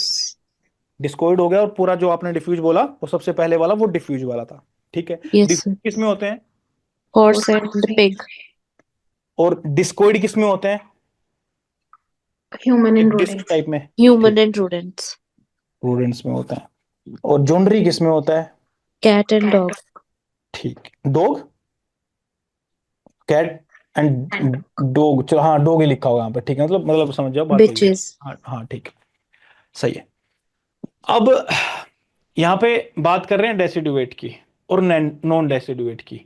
अब जो डेसिडुएट वाले एग्जांपल है, किस में आएगा, कौन है उन तीनों चारों में से डेसिडुएट, क्या लगता है आपको, सही मायने में डेसिडुएट कौन है, डिस्कोइड वाला, सबसे ज्यादा पेनिट्रेशन तो यस उसके अंदर ही है डिस्कॉइड वाला है और ना। जोनरी वाला। हाँ, उसको जोनरी वाले को भी बोल देते हैं, कई बार इसको इसमें मान लेते हैं। नॉन डेसिडुएट की 3 क्लासिफिकेशन है, बट डेसिडुएट ही मान के चलो अभी के लिए, ठीक है। नॉन डेसिडुएट टाइप में क्या है, रूमिनेंट्स, इक्वाइंस एंड स्वाइन। रूमिनेंट में क्या पढ़ा था हमने, कोटिलाइन। कॉटिलेडनरी। जोनरी, सॉरी जोनरी, कॉटिलेडनरी। कोटिलेडनरी पढ़ा था रूमिनेंट्स के अंदर, ठीक है। और वो किस टाइप का था, ब्लड के रिलेशन में, कोरियन कहां तक गया हुआ था, synepitheliochorion. And syn epitheliochorial. Cow में क्या मिल जाता है, वो मिल भी जाता है, मतलब वो भी मिल सिंडेस्मो। जाता है, सिन डेस्मो। सिंडेस्मो कितनी लेयर होती है डेस्मो में, 5। 5 लेयर होती है। इक्वाइंस में क्या मिला था, डिफ्यूज। डिफ्यूज मिला था। किस टाइप का होता है ये, कोरियन कहां तक जा, epitheliochorion. Epithelial column. Epitheliochorial होता है। स्वाइन के अंदर ध्यान है किसी को, सेम ही था। एपिथेलियो कोरियन। एपिथेलियो कोरियल स्वाइन के अंदर। और जो ब्लड था वो किस टाइप का था, कहां तक रिलेशन था, कोरियन कहां तक गया हुआ था, एपिथेलियम। अब ध्यान से बताना फिर से। रूमिनेंट के अंदर कोरियन कहां तक गया था, कहां पे अटैच हो रहा था, एपिथेलियम। एपिथेलियो कोरियल हो गया। इक्वाइन में कहां तक अटैच हो रहा था, ये सीन एपिथेलियो एपिथेलियम। कोरियल था, वैसे सीन एपिथेलियो कोरियल था, गलत मत यस समझो, सर सिनेपिथेलियम। सीन था। इक्वाइन में कहां तक हो रहा था, एपिथेलियम। और स्वाइन में, एपिथेलियम। मतलब बेसिकली इनमें कोरियन इतना अंदर तक नहीं जा रहा ना, यस सर। है ना। Yes sir. तो फिर क्या मैं इनको नॉन डेसिडुएट बोल सकता हूँ क्या सबको, नॉन डेसिडुएट बोल सकता हूँ, क्योंकि डेसिडुएट जो होते हैं उनके अंदर क्या, attachment of trophoblast with endometrium, जो एंडोमेट्रियम के एपिथेलियल उथिलियल की बात नहीं कर रहे हम, एंडोमेट्रियम में सब कुछ आ गया। ये सीधा बोलते हैं ट्रोफोब्लास्ट जो एंडोमेट्रियम से जुड़ता है, अटैच होता है। डेसिडुएट में वो डीप होता है और फर्म होता है, डीप होता है और फर्म होता है। एंडोमेट्रियम के साथ ट्रोफोब्लास्ट का जुड़ना काफी डीप होता है और वो फर्म होता है, बहुत स्ट्रेंथ होती है उसके अंदर, डेसिडुएट के अंदर। और नॉन डेसिडुएट में उतना फर्म नहीं होता। क्यों नहीं होता फर्म, क्योंकि हम उसके अंदर की चीजें जो जैसे भी होता है वो सब कुछ सुपरफिशियल है। एपिथेलियोकोरियल है या फिर सीन एपिथेलियोकोरियल है? सेल इसके एपिथेलियल। अलावा लग रहा है आपको कुछ? ये तो ऊपर से नो अटैच हो रहा है, तो बेसिकली नॉन डेसिडुएट के अंदर आएंगे ना वो सारे के सारे, तीनों के तीनों।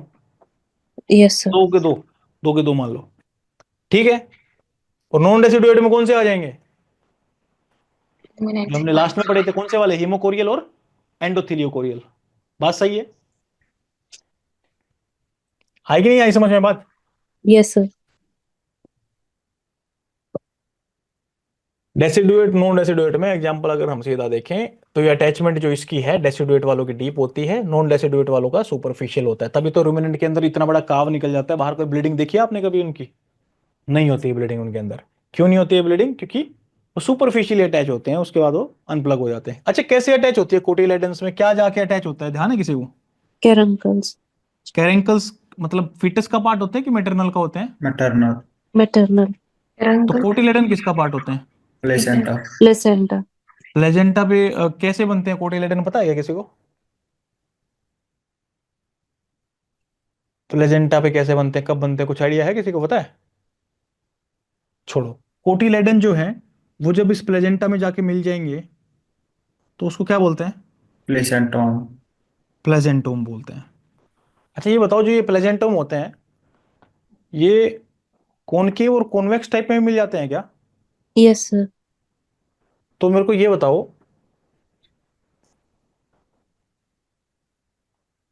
अगर कुछ ऐसा कनेक्शन दिख रहा है तो क्या बोलोगे उसको? concave, और कुछ ऐसा दिख रहा है तो? convex, कुछ ऐसा ही होता होगा ना। ठीक है, ये देखो अब, ये क्या है इधर? क्या है? कॉनकेव। कॉनकेव। नीचे वाला क्या है? कैरेंकल। ऊपर वाला क्या है? कोटिलेडन। कोटिलेडन किसका पार्ट होता है? placenta, caruncle maternal. जो इसके maternal, ऊपर मिलता है, दोनों को मिला के क्या बोलते हैं? placentum, प्लेसेंटोम। प्लेजेंटोम बोलते हैं। तो ये कॉन्वेक्स है कि कॉनकेव है ये? concave, कॉनकेव कैसा होता है मतलब इस सरफेस से मैं देख रहा हूं तो ये कॉनकेव है, अंदर की तरफ गया हुआ है। और yes, कॉन्वेक्स का मतलब बाहर। बाहर की तरफ, ऐसी तरफ आया हुआ है, एक्स की तरह बन रहा है ना, पैना सा बिल्कुल यूं। ये कॉन्वेक्स है ना।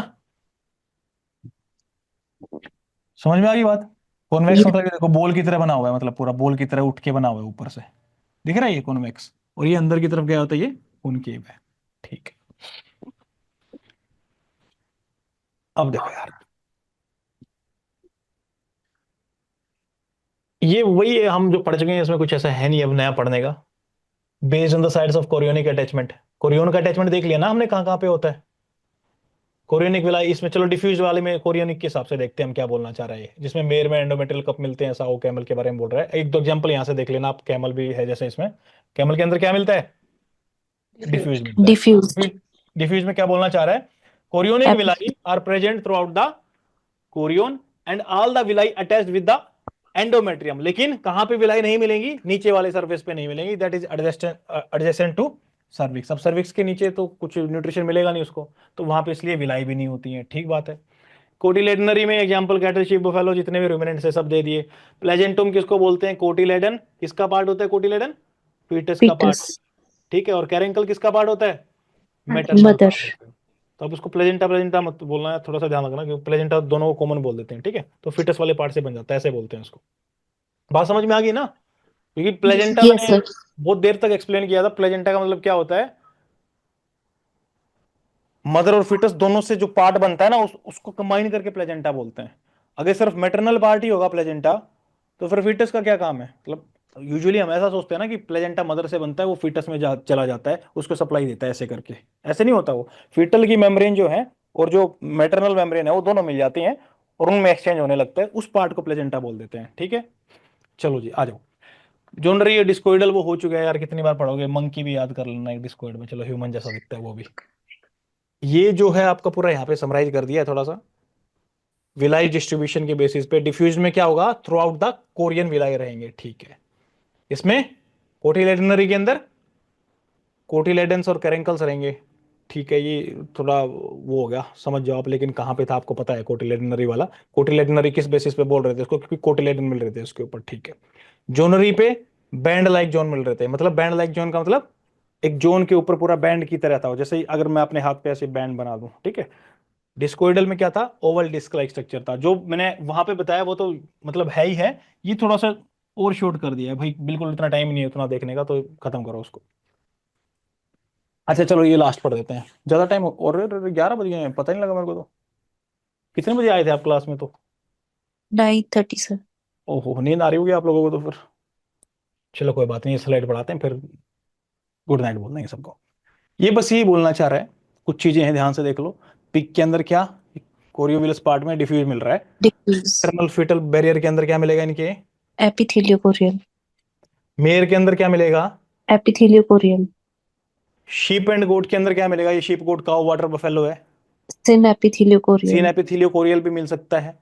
यहाँ पे कैटल में सिन एपिथेलियोकोरियल दिया हुआ है, तो डेस्मोको। टेंशन लेने की बात नहीं है, ठीक है। अगर ऑप्शन में नहीं है तो ये लगा देना, नहीं तो सीन एपिथेलियो तो बिल्कुल अपना एग्जैक्ट बता दिया हमने। उसमें भी काउ में कोई बोले सिन डेस्मो सिन एपिथेलियो बोथ होता था तो बोथ होता, वो कोई दिक्कत नहीं है, परफेक्ट है वो बिल्कुल अपना, ठीक है। प्लेजेंटा कैसा मिलता है यहाँ पे, ये कोटिलेडनरी होता कोटिलेडन। है, ठीक है, कोटिलेडन्स मिलते हैं इसमें। और मेरे को एक बात बताओ, चलो वो बाद में पूछता हूँ। डॉग और कैट में जोनरी मिल रहा है, ये एंडोथेलियल होगा कि हिमोकोरियल होगा? एंडोथेलियो। और मैन और मंकी में हीमो हीमोकोरियल। हिमोकोरियल हो जाएगा, ठीक है। अब मेरे को ये बताओ, ये जो पिग है, मेयर है, शीप गोट है, इवन ये भी डॉग कैट में बोल देते हैं कई बार, ये सारे कौन सी कैटेगरी से लग रहे हैं आपको, डेसिडुएट्स हैं कि नॉन डेसिडुएट्स हैं? ये non decid. Non non deciduate. Deciduate मान लेते हैं उनको। और जो मेन और मंकी वाला है, जो डिस्कॉइड है, इसमें हम इसको डेसिडुएट मान लेते हैं। डेसिडुएट। ये जो डॉग एंड कैट का मैंने बताया था, इधर उधर कर लेते हैं, तो इधर उधर करने की बजाय आप ये याद रख लो, इसको मॉडरेट मान लेते हैं। इधर भी डाल देते हैं, कई बार नीचे भी डाल देते हैं, तो ये क्या है, ये मॉडरेट है बेसिकली। क्या किसमें मॉडरेट है, डेसिडुएट वाले पार्ट में हम इसको मॉडरेट मानते हैं। नॉन डेसिडुएट में नहीं मानेंगे इसको, क्योंकि एंडोथेलियल लाइनिंग के साथ मिला हुआ है। तो डेसिडुएट वाले पार्ट में मान करके ये बोल देंगे मॉडरेट डेसिडुएट है यार, उतना नहीं है जितना होना, एक्सटेंसिव नहीं है। मैन और उनमें एक्सटेंसिव है, ये मीडियम सा है, मीडियम अटैचमेंट है ना, क्योंकि एंडोथेलियल तक गया हुआ है। और ये तो हीमोकोरियल वाला तो एक्सटेंसिवली ब्लड तक गया हुआ है, तो इसको एक्सटेंसिवली बोल देते हैं, इसको मॉडरेट बोल देते हैं, ठीक है। तो आज के लिए इतना काफी है, नहीं तो फिर डाइजेस्ट नहीं होगा आप लोगों को, तो कोई मतलब नहीं है।